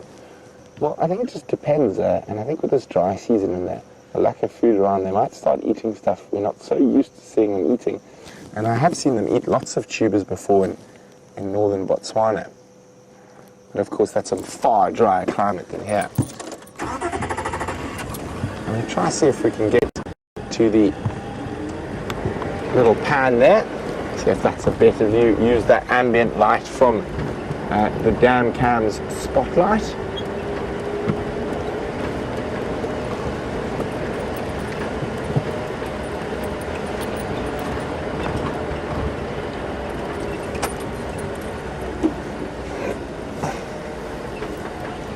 So, hi Janet, welcome on Safari Live. Janet's wondering if an elephant calf baby walked up to our vehicle and was very curious, would we be able to interact and play with it? I mean, we get close enough that sometimes you could possibly touch them. They're a very bad idea. You'll be teaching that elephant very bad habits later in life. And once that, you must remember, a baby elephant, even if it's a female, turns into 3.5 tons later. And what might be a little bit of fun when it's small turns into a potentially incredibly dangerous situation when it's old. So we don't. If the elephant comes too close, we often I think it's disappeared, unfortunately. There's a white-tailed mongoose that has just gone dashing off into Torchwood. Just a little bit. Oh, there it goes, there it goes, there it goes. Ah! No! Come back! I just saw it run across that open patch there. Oh well. It was a nice attempt. Unfortunately, it disappeared before we could put it on camera for you. Just making sure it's not hiding behind that bush. I don't think so though. No, we'd catch the eye shine reflected back at us. Nope. Oh well, next time. We'll get it for you next time. Oh well, since we have found ourselves so close to the end of the sunset safari, I'm going to bid you all a very fond farewell. Thank you to Dave for all of his fantastic camera work as always, as well as his company on the back of the vehicle, as well as to Rebecca and to Lou in final control. And again, most importantly, to all of you watching across the world, I hope you had a wonderful sunset safari, and we will catch you once again on the full rotation of the Earth when the sun's coming right back up again on the sunrise safari. Bye-bye and have a lovely day. So we're sitting at the Djuma Dam Cam and these ellies are just pouring in. It is just spectacular. Now, I'm going to have to give away some of the answers. The nearly impossible tree quiz was the red bush willow, the most common combretum species in the substance. Oh, look at this, just appearing. Paul got it right. Look at this, it's just elephants appearing out of the darkness all around us.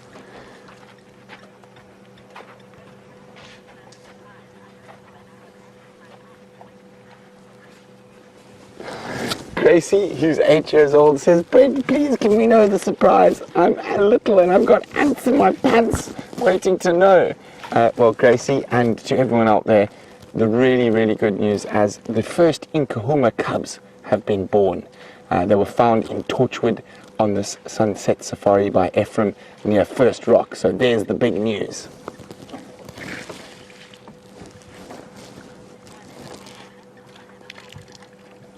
And it is very exciting to have some lion cubs. So one lioness has given birth. That one we saw this morning, I think, will give birth in about another 3 to 4 weeks. So we should have lots of cubs around. The Styx cubs have got 8. Can the Nkahumas get more? But let's just look at these ellies around us at the moment. Isn't this spectacular? Ooh, argument down there. Hello, big lady. Off she goes. There, that was her, made that noise. So many different communications an elephant can make. This is just really special. Really, really beautiful. So, for the last little bit of drive, let's just watch these elephants and don't forget to join us bright and early for the sunrise safari tomorrow. But from all of us here, good night and enjoy the elephants from our camera, and as soon as it's done, from the Djuma Dam Cam. Oh, another one appearing out of the darkness.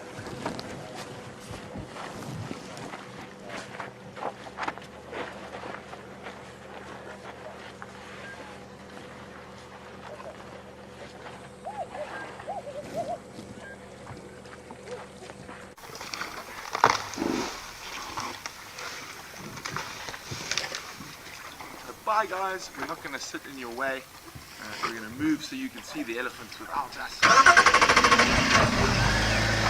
you all tomorrow on the sunrise.